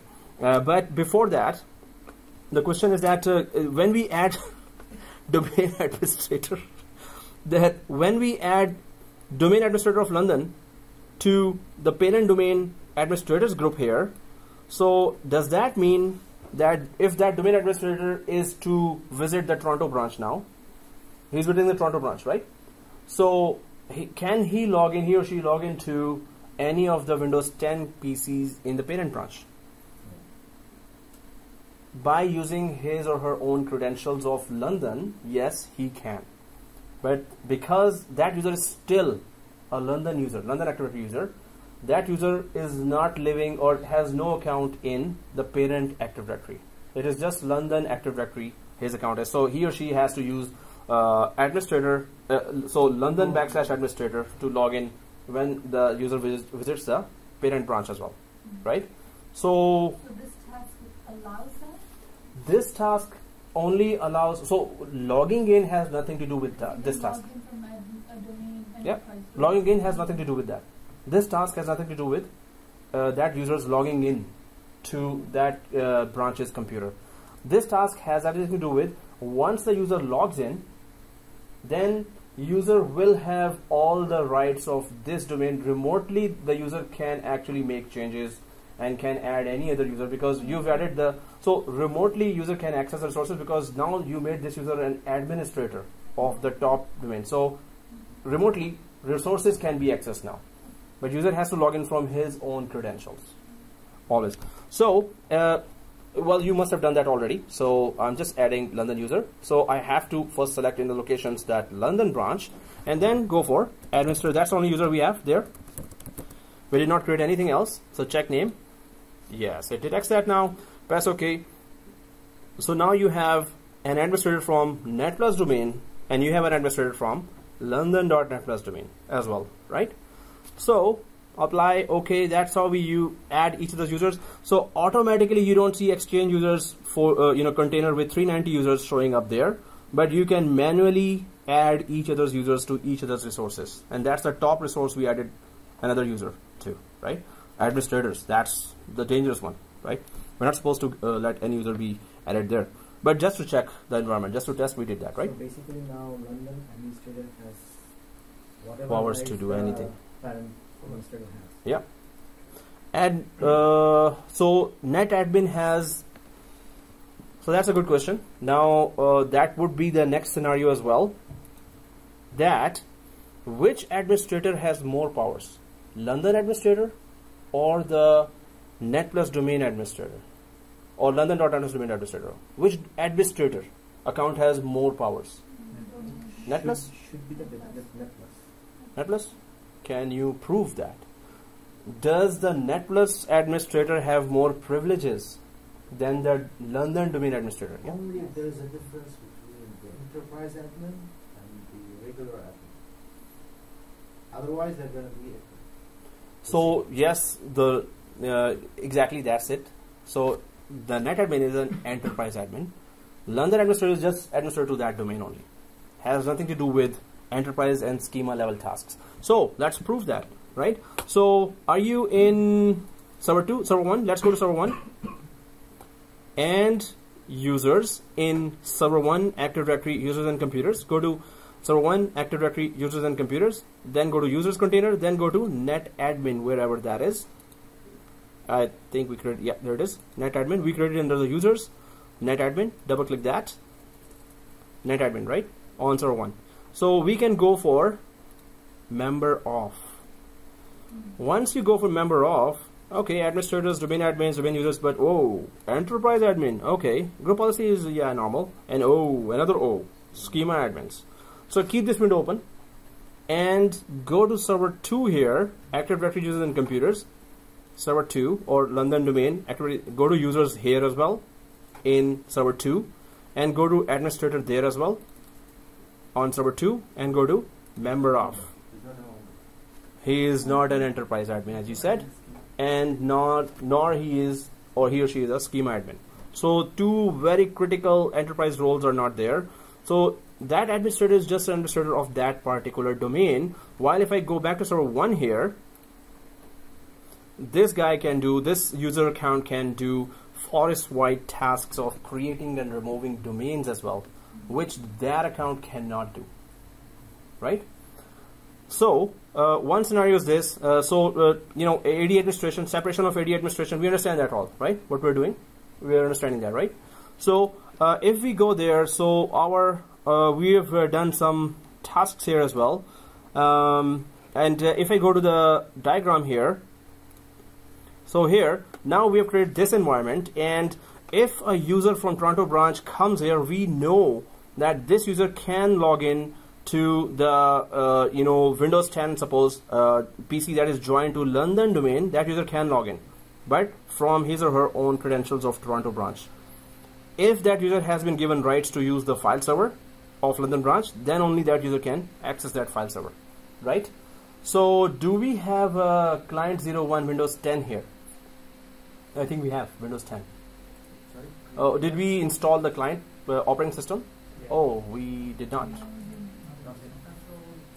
Oh, old one, which is actually as soon as the course finished, we deleted everything, or the staff deleted everything here. So what we need to do is, let's create that before the break. We can create a Windows 10. After the break, you're going to connect to the child domain, that Windows 10, not the parent domain. Okay. So, you know, coffee noodles, we need that, right? For everyone actually. So iced coffee. Oh, somebody's in a mood for party, huh? So, okay guys, here what you need to do is, let's install Windows 10. It's gonna not take much time, and then we go for Windows 10 needs to be joined to the child domain, not the parent domain. It's not that tricky, but it has to be joined to the child domain. That's it. So how do you do that? And you might see some errors there. If your DNS and IP is not correct, you're gonna see some errors. So joining to a, you know, parent domain was a piece of cake. We did that before as well, but child domain. So let's start installation of Windows 10, because we're gonna use that for future labs as well. We have to install it anyway. So I'm just going to, let's to the home button. Let's go for the home button, this one. Create a new virtual machine here, home, create a new virtual machine, right? And click next, typical, right? So let's do it together, because if you miss at a step, you will not be able to do that, right? So let's try to do that together. Typical, next, we're gonna do some customizations here. So warning already issued, customizations. So let's go for installer disk image, and of course we need to go to browse and then we need to go to C drive and ISO and just track Windows 10 wherever that is and double click that, right? So click browse and C drive, ISO. You should be seeing Windows 10 written there, but in my case I had not renamed it. So Monday or Sunday. Are you kidding there? Yeah, client, this one. I hope it's not Windows 8. So I'm just gonna double click that. Windows 10 detected, yay.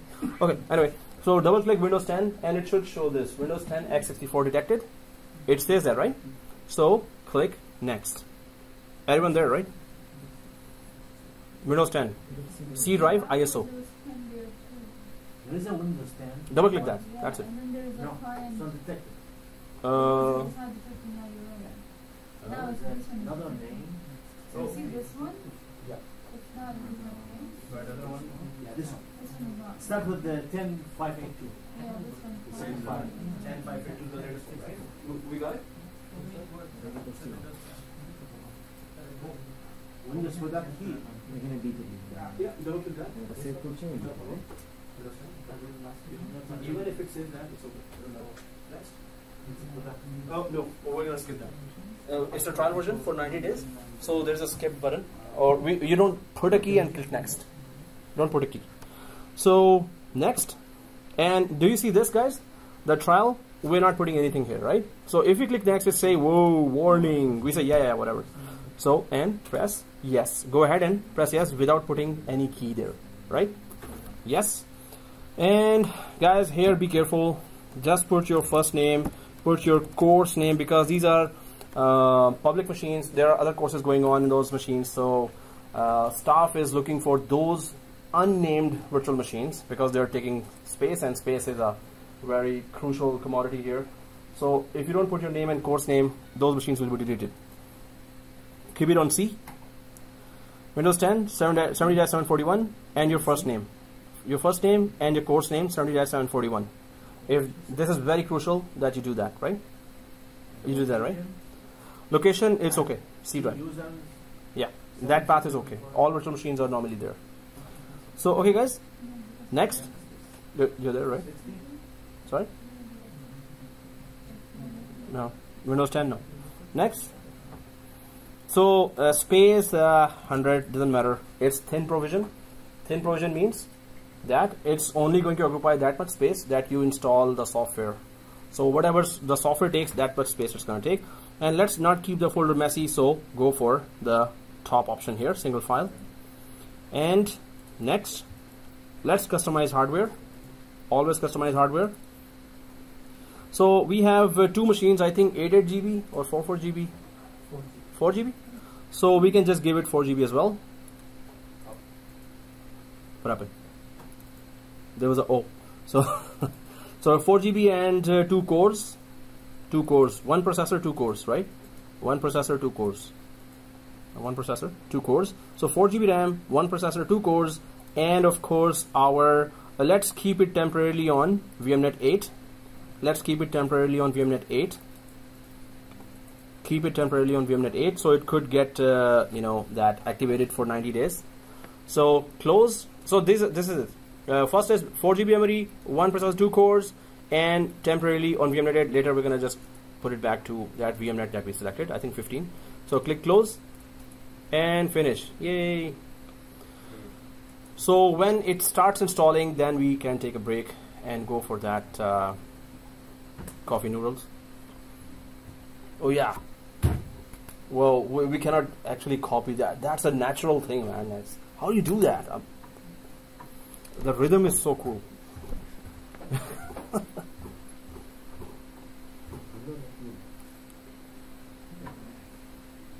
So if it has started installation, you're good. It's a break, like just 10-minute break, right? Yeah, as if somebody follows that. Hey, where's that guy? Dinesh. Okay. Oh, so you blocked the way for Shahul.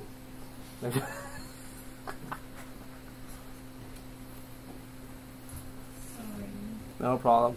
There's coffee. I'm gonna discover coffee noodles. You know, there has to be. Everything is coffee or chocolate, so why not noodles? Start a Kickstarter. Yeah, Kickstarter. Go fund me. They will all curse me actually instead of funding me.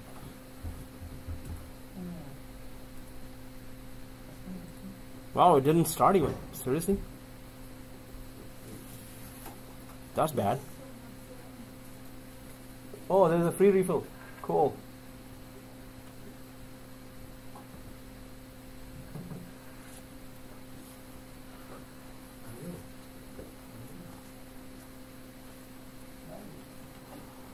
Oh, wow, it didn't start. Seriously.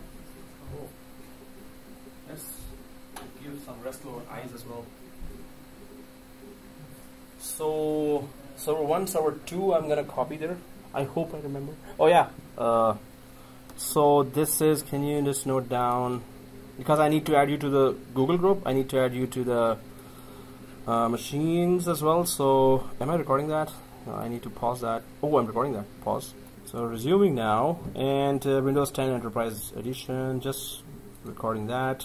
So it should at least go ahead. Yeah, now it's okay. Okay, cool. So we'll communicate now, and yep. Yeah, WhatsApp me or SMS me. Yeah, please take my phone number. Let me know. Oh, what's your name? Sorry. Saba, right? So cool. And you send from your Gmail, right? Cool. So please follow the videos, and we've created that lab very carefully. Oh, actually, we created it in front of you, so you know well.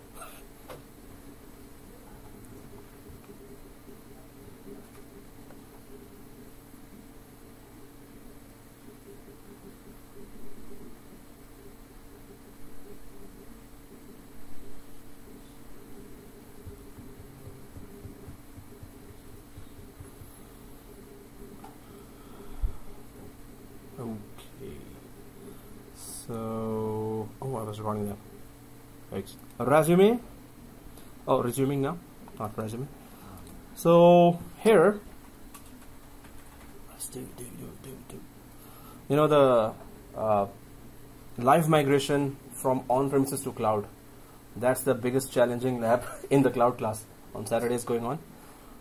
Live migrations and replication. One machine here and one machine up there, and replicate and failover from on-premises to cloud and cloud to on-premises. So that's fun. That's what companies want. So that's tough. But we have to first do it in production environment, in VMware lab, in Hyper-V labs. In both labs, you should be good with live migration and replication. Hyper-V and VMware, both. You should be good in that.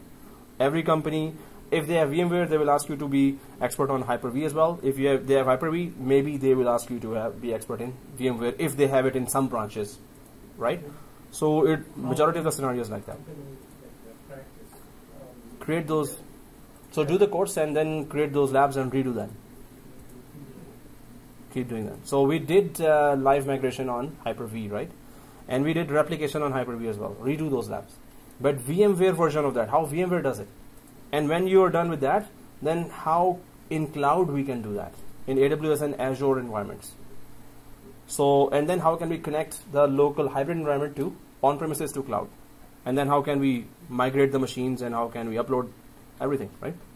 Well, that's the latest trend. So you need to know on-premises virtualization and cloud. Okay, finally, seriously, what was I thinking? C drive. Should have gone for E drive.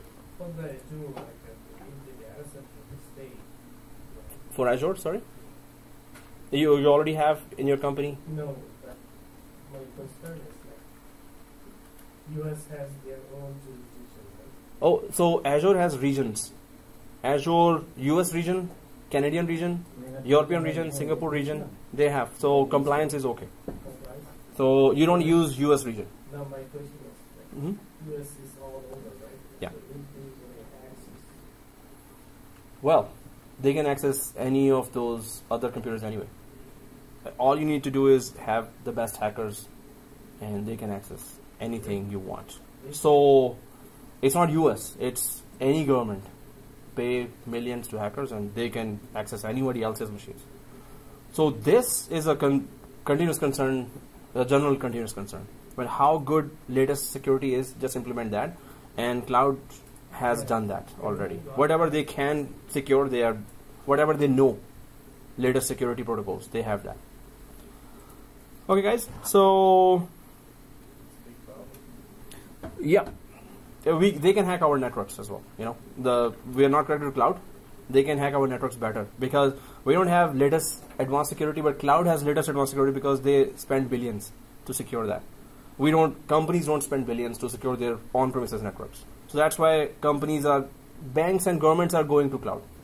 That gives us already that it better be secure. Okay, guys. So here, Windows 10. Which wall should I hit my head on? This one? Okay.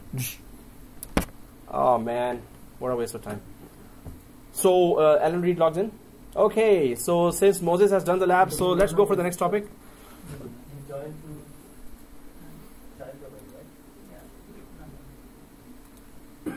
So that was an easy task if it had finished. Okay, yeah, everyone is looking at the food. So yeah. So coffee, orange. No. Orange coffee, yeah. What kind of combinations are noodle coffee, orange coffee? Really? Oh. Okay, guys, I think I see Windows 10 being installed finally. So just for the video, we're just going to join the child domain.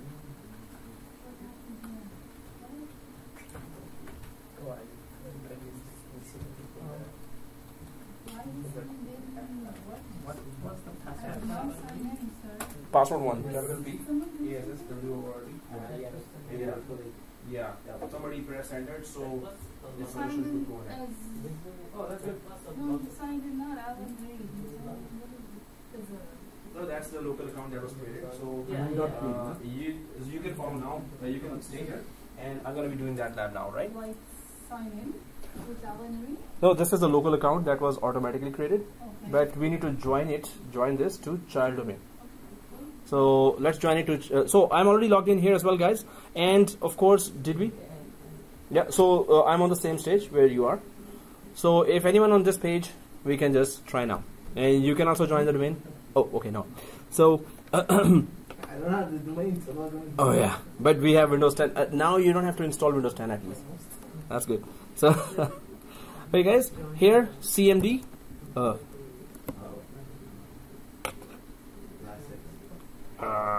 Oh yeah, there it is. So type CMD, go to CMD. We got. So guys, are we all seeing activated here? 1 or 90 days? That's not 180 days. 90 days. It is activated, right? This one. Okay. So second thing is, did we get an IP? So we got an IP from Netplus DSL router, right? So we don't need that. We need to have an IP from our DHCP that is on parent domain right now. So this means that we will be just changing our VMnet now. So right click on VMnet, Windows 10. Right click on Windows 10 and go to settings. What is our VMnet that we are using? 15? 15 we are using, right? So 15 here. Guys, we are using 15, right? 15. Yeah. Okay.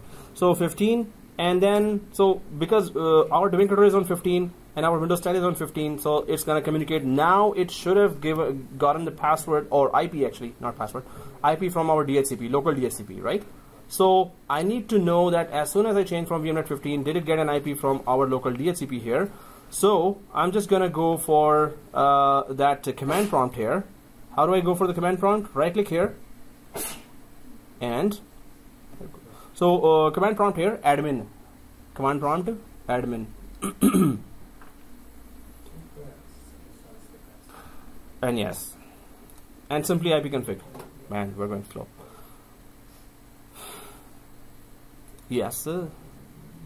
Okay, ipconfig. So we got an IP 61. Okay, our range started from 61 up to 81. So we got an IP, correct IP. So we are connected to that. We can join to domain now, right? you guys are done joining to the child domain, right? And log in from Alan Reed. That part is not working. Come on, he's already done with that. Moses is already done with that. Come on, guys, troubleshoot. Okay, guys, so let's do that. Now, so is that? Yeah. So just join the domain. So go for yellow folder or the file explorer, and right click this PC. Properties, because we want to join the domain quickly, right? Oh. What? Wow. Oh, something big happened. That's like the most easiest thing I went through. Oh, okay. So right click this PC, properties. So change settings and go to change. So I'm going in one restart, just put the correct name and join to domain in one restart, same restart, right? So client 01, I'm just putting the name. I don't want to restart separately for that, right? So second thing is domain. What domain are we connecting to? London.netplus domain.local, right? London.netplus.local. But in one restart, I want to just change the name as well as join the domain. So let's see if it can let us do that, right?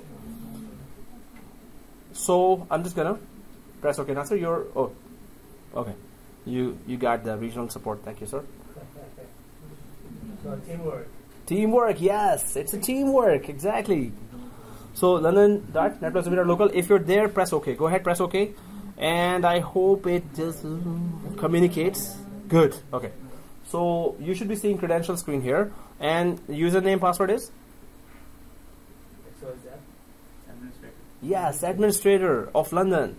So administrator and the class password. So Alan Reed also administrator. Hey, yes, Alan Reed is the administrator actually in London domain. Yeah. Perfect. Cool. Yeah, I could have used just Alan Reed here as well. Would it be like Ellen.Reed or? Yeah, Alan.Reed. That's it. So press OK here. It better join the domain. Then let's just log in from Alan Reed. Okay. Username and password. Yeah, just go ahead and join the domain and restart. So guys, that's not fair actually. Alan Reed was our administrator, right? Login from Alana Shaw. Login from any of the 390 users, that is not an administrator. Login from Alan Reed, that's kind of not fair, although the same rule apply. So I'm just gonna log in from another user, but that's the next job. Moses has already logged in. So I was saying that instead of that, go for another user. So here, administrator and the password. I think I should change my password because those keys on the keyboard are really not working. Yeah.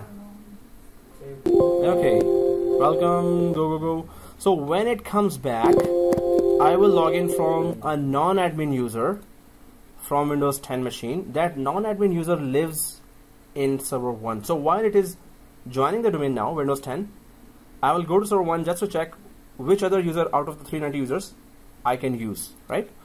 So I'm going to go there and exchange users. Alan Reed, yes. So I have this user, another user called Anana Shaw, ALANNAH.SHAW, right? So simply log in from any other user that is not an admin, has no higher privileges. Suppose that user is just temporarily visiting that branch. She needs to log in to any of the Windows 10 machine that is joined to the domain, right? The child domain. So I'm just going to go to Windows 10 and let's log in from the parent domain user. So if you are using a login from parent user, you have to use the parent domain credentials of that user. So that user will log in from a child domain computer the same way that user was logging in from the parent domain Windows 10 computers. So how do we do that? Logged in, right? Logged in?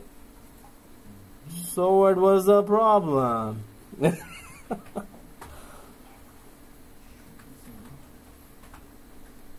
Okay, so now Anana Shah is visiting this branch. Windows 10 is joined to child domain here, right? So I'm just gonna go there and go to other user, and this is the London domain. It is detected here.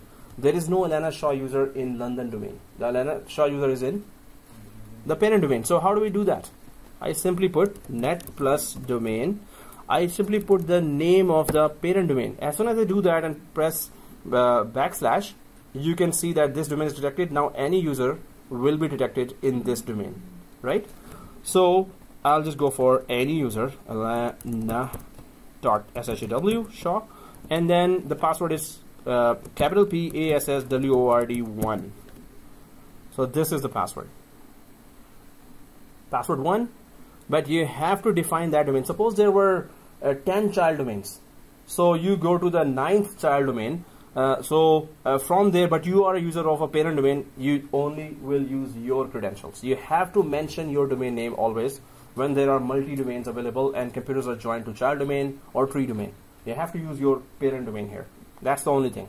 And you can use any computer across the forest on any branches you visit if they're part of the same forest, right? So, you change the password? no. So it's password 1. Everybody? Yeah, because we created from the script gave them password 1 as the password. In the script, you can change the password as well. Actually, in the script, it will just give it. Or in Active Directory on computers, you can change everyone's password in one go. So, you're recording. oh, was I recording that? I should be. I did say resume, right? Yeah. Numbers are moving. Cool. Okay, guys. So otherwise, hey, I'm beginning to do that thing the same way you do, right? Okay. So, okay. So yes, this is how users will log in. And if you give Elana Shah permissions to any of the resources, Elana Shah can log in from her own parent domain credentials, but can use the resources of the child domain if she is given manually the access to that. And we know now how to manually give the access, right? We know that. So let's do the next thing, which is uninstall child domain. Okay, so yeah, so true or false? Child domain, child domain, and child domain. The replication is transitive.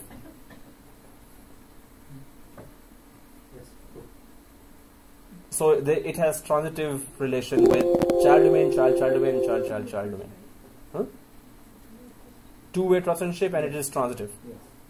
True or false? True. True? You sure?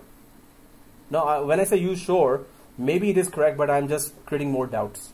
So you just have to show your confidence. That's all. Yes. Oh, okay. Okay. So yeah, it is true. Of course, it is transitive trust, right? So if we had a child domain, still, you know, the user of that domain can be added to the parent domain or any other domain's resources, so because they have two-way trust relationship. The question is, how does users from child domain can use parent domain, file server, parent domain? Yeah. So that's vice versa, exactly. If there was a Windows 10 machine joined to a parent domain, so a user is visiting from the child domain can use their credentials, London domain credentials. The computer is in London. Yeah. Child domain. Yeah.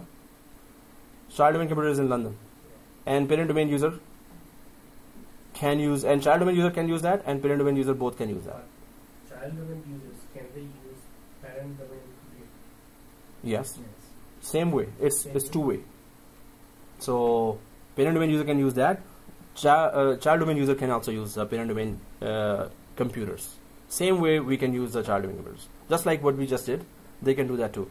The main thing is use your own credentials. So do we have to add that user first? No. In order to log into computers, you don't have to add that user to anywhere. In order to give user the permission to use a resource, then you only add the computer. But logging into a computer has nothing to do with adding anywhere manually. That's the two-way.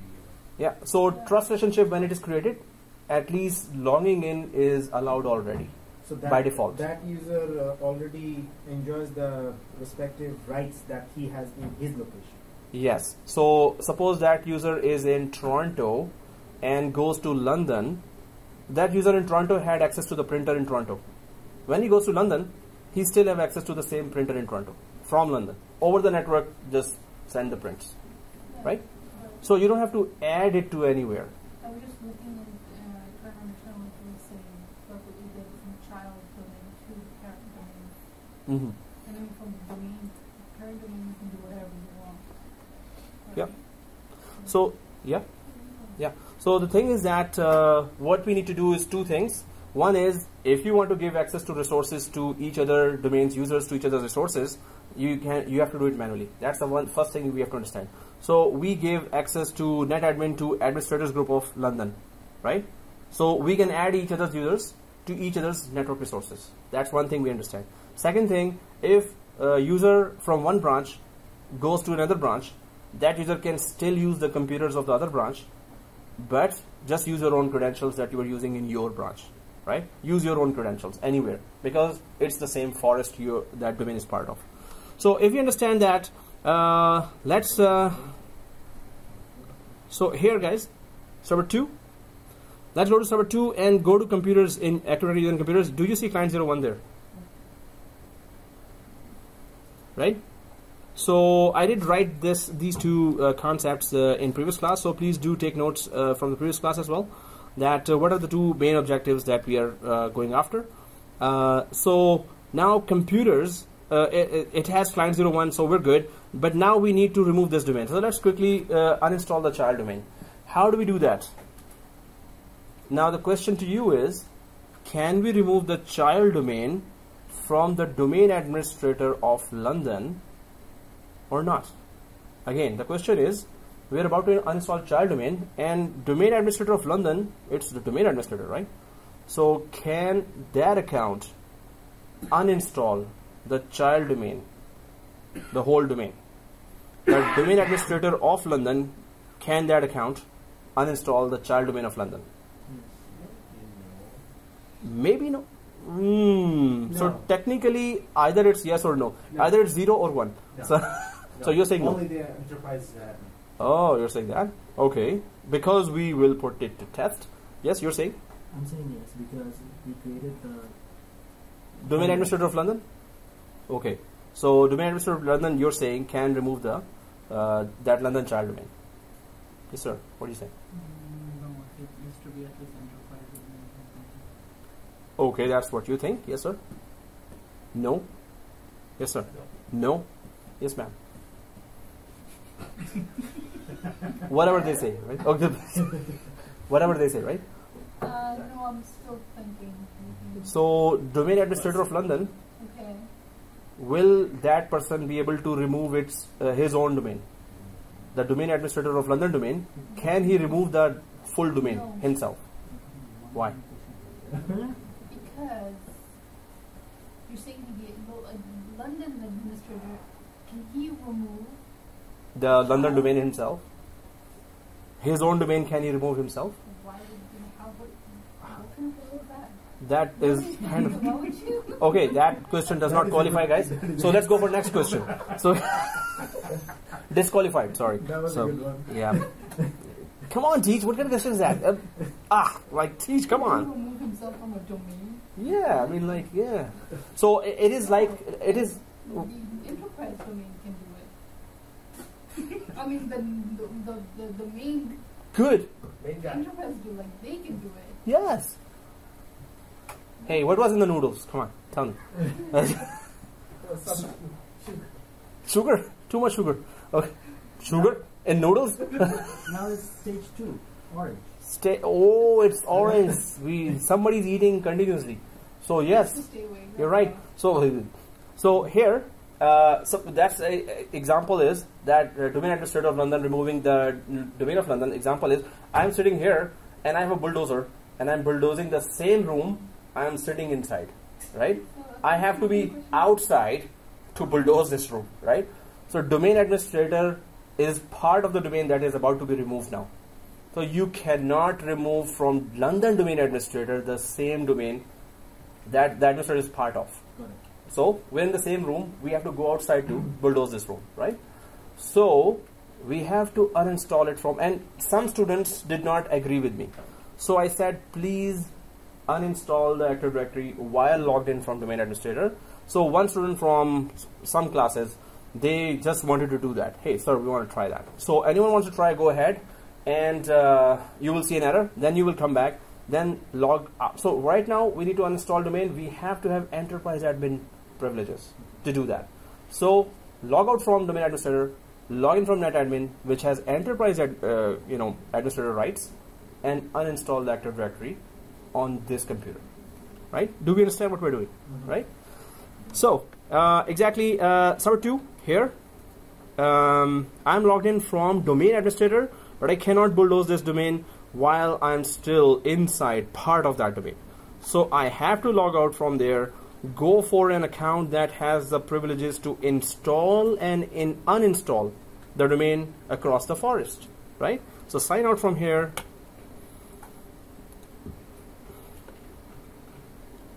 Other user, login from netadmin,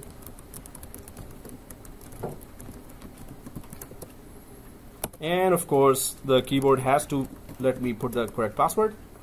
Seriously, are you kidding me? This is too embarrassing now. Okay, what's the mistake I'm doing? Netplus domain. Yes. That domain, I have to log in from my parent domain, my domain where netadmin is living. So that is Netplus domain /. Now it is going for Netplus domain, and then I go for. Okay. So now we have the enterprise admins account. So go ahead and uninstall Active Directory now, but be very careful because this is the domain you're uninstalling, not a ReplicaDc. So this is a full domain you're uninstalling now, right? So first of all, are we logged in from netadmin? Yes. Okay. Thank you for the reply.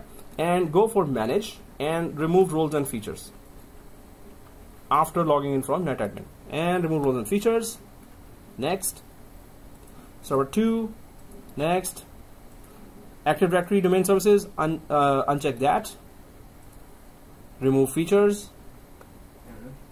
And the error, exactly as you said. Demote this domain controller. Okay, question to you. Shall we click this option? Last domain controller in the domain.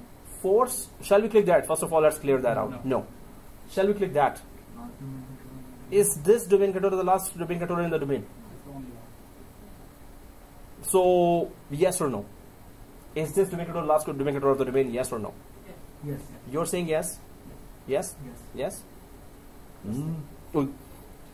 Nasser, is this domain controller the last domain controller of the domain? Yes, ma'am? Last domain controller of the domain, that's it. Yes? You said yes, but you're not sure now. Yes. Yes? Yes? Okay, Nasser.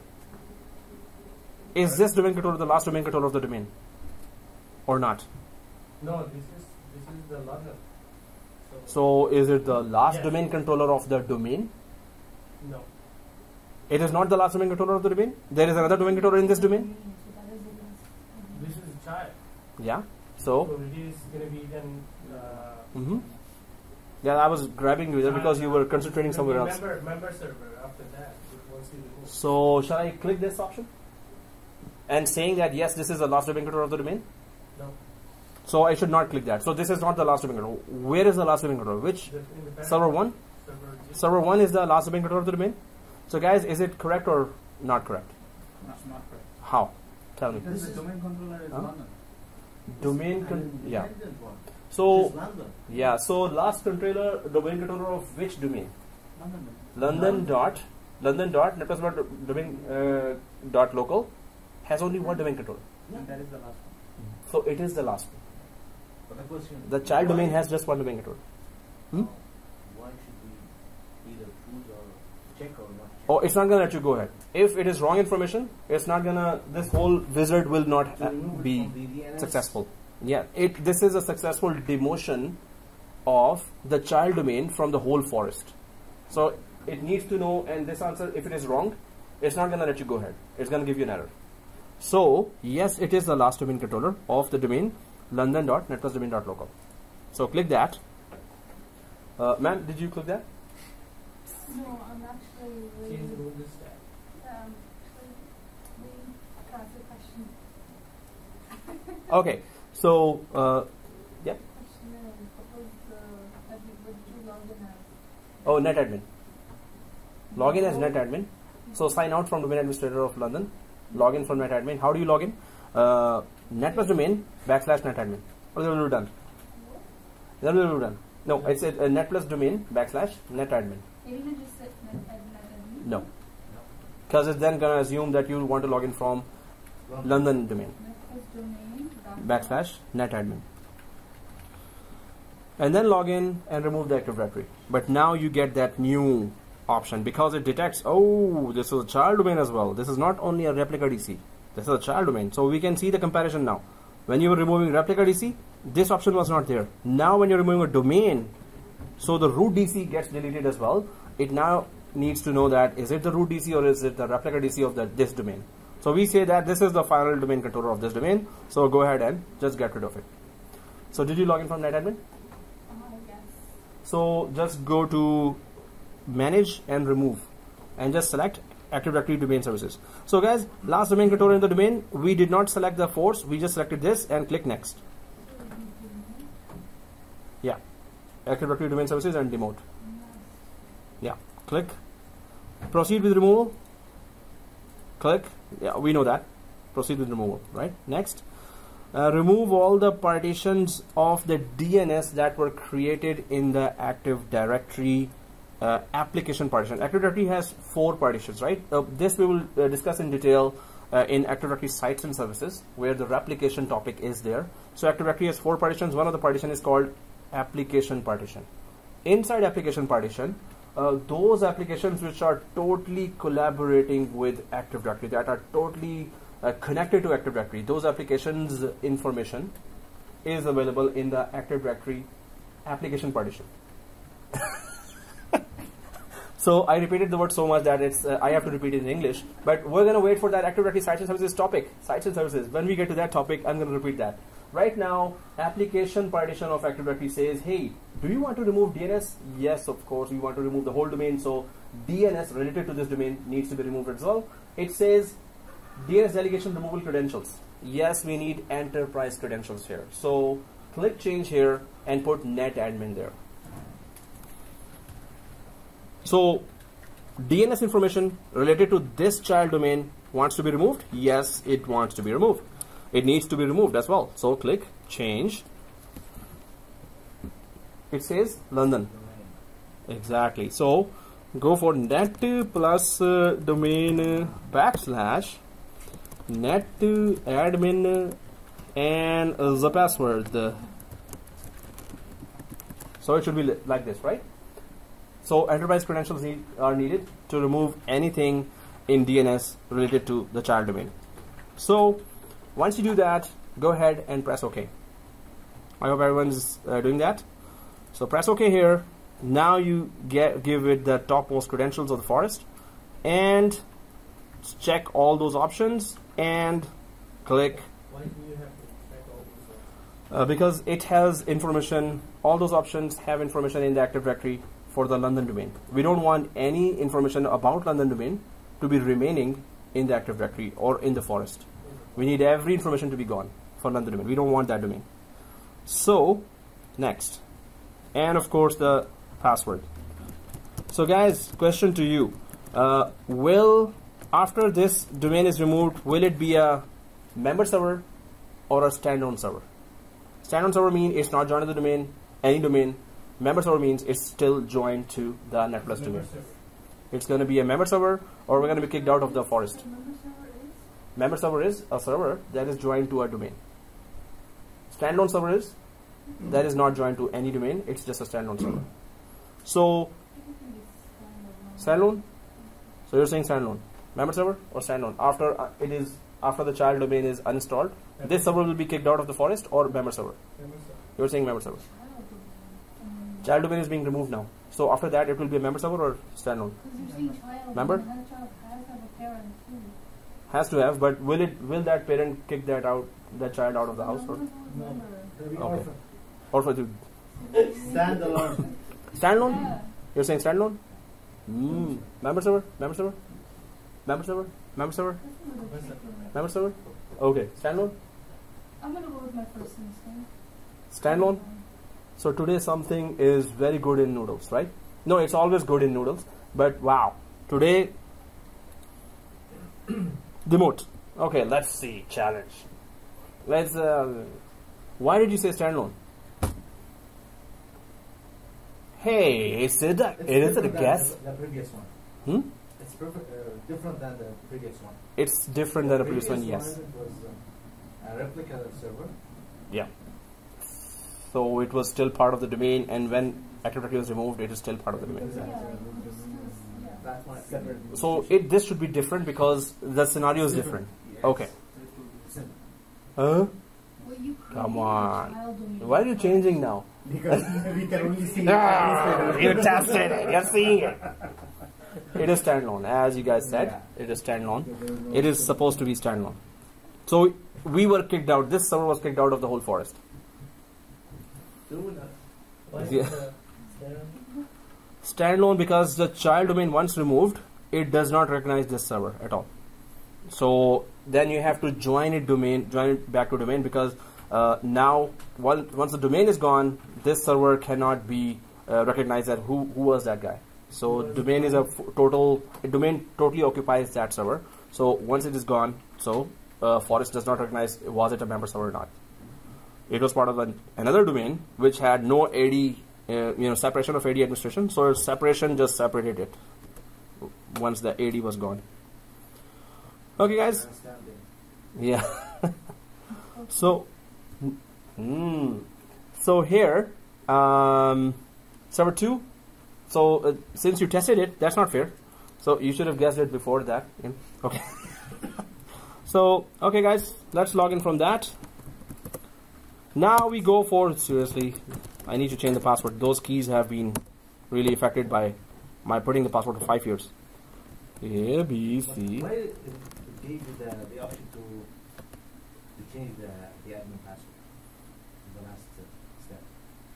To change the admin password? Yeah. This is the password just to make sure that you're, suppose this is after 5 years or 10 years you're doing that. We don't know what was a local administrator password at that time some admin gave. Maybe you're a new admin there, or you may have forgotten that password, it was so long. So they say, hey, this is another chance that you should not be logged out of this server. So give a password now. Maybe give the same password to the same account. But they're giving you a chance that once you have uninstalled after a long time, did you forget that local administrator password or not? If you already used it when you started this process. No, that domain administrator account was there. No, enterprise admin, net admin is there, right? Yeah. So now it is kicked out of the domain. So net admin will only work if it is a member server. If it is no longer a member server, you have to rely on the local administrator password. Yes. So that it asked us to change. That if you forgot that password way back, you put that local administrator password. Yeah. So local administrator, right? So okay, guys. Now we see that it is just a child domain. And here, let's track that change. So where do we go for tracking that domain removal change on server 1? Domains and trust, exactly. So we go for Active Directory domains and trust, and the child domain should not be there, right? Refresh, gone. No more child domain.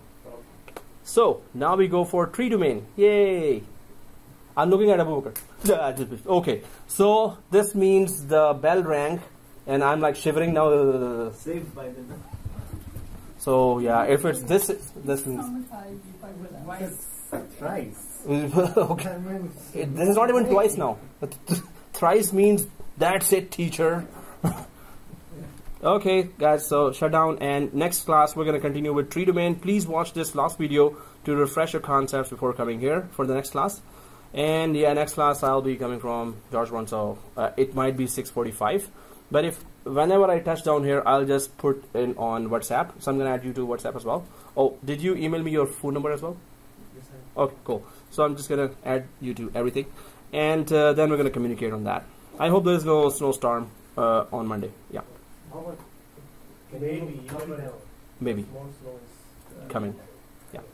Yeah, you were saying? starting from tomorrow. Okay. Can you copy the virtual machines? Oh yeah, we'll be doing that during the week. I'll be doing that. So maybe after tomorrow's class in the morning. So on the command that's physically here. Yeah. So from my machine, I'll just copy that. So wherever we are now, you will be there. Huh? How about we do it right now and leave it till the morning. Oh, as soon as the main switch is off, the whole network is off. Yeah. Otherwise, I would have done that right now. Okay. Yeah. No, before the next class, you will see that the machines will be there. Hopefully. What about the videos? Oh yeah, if you have emailed There is me, only one. yeah, if you email me, I will just send you everything tonight or by tomorrow. You will get everything. Yes? And we can just communicate on the WhatsApp or on the email as well. On the email, yeah. Sure. Thanks, sir. Okay. You'll be excited. Lots of biryani, Popeyes. Yeah, biryani, Popeyes, and samosa, and yeah. But yeah, What do you think?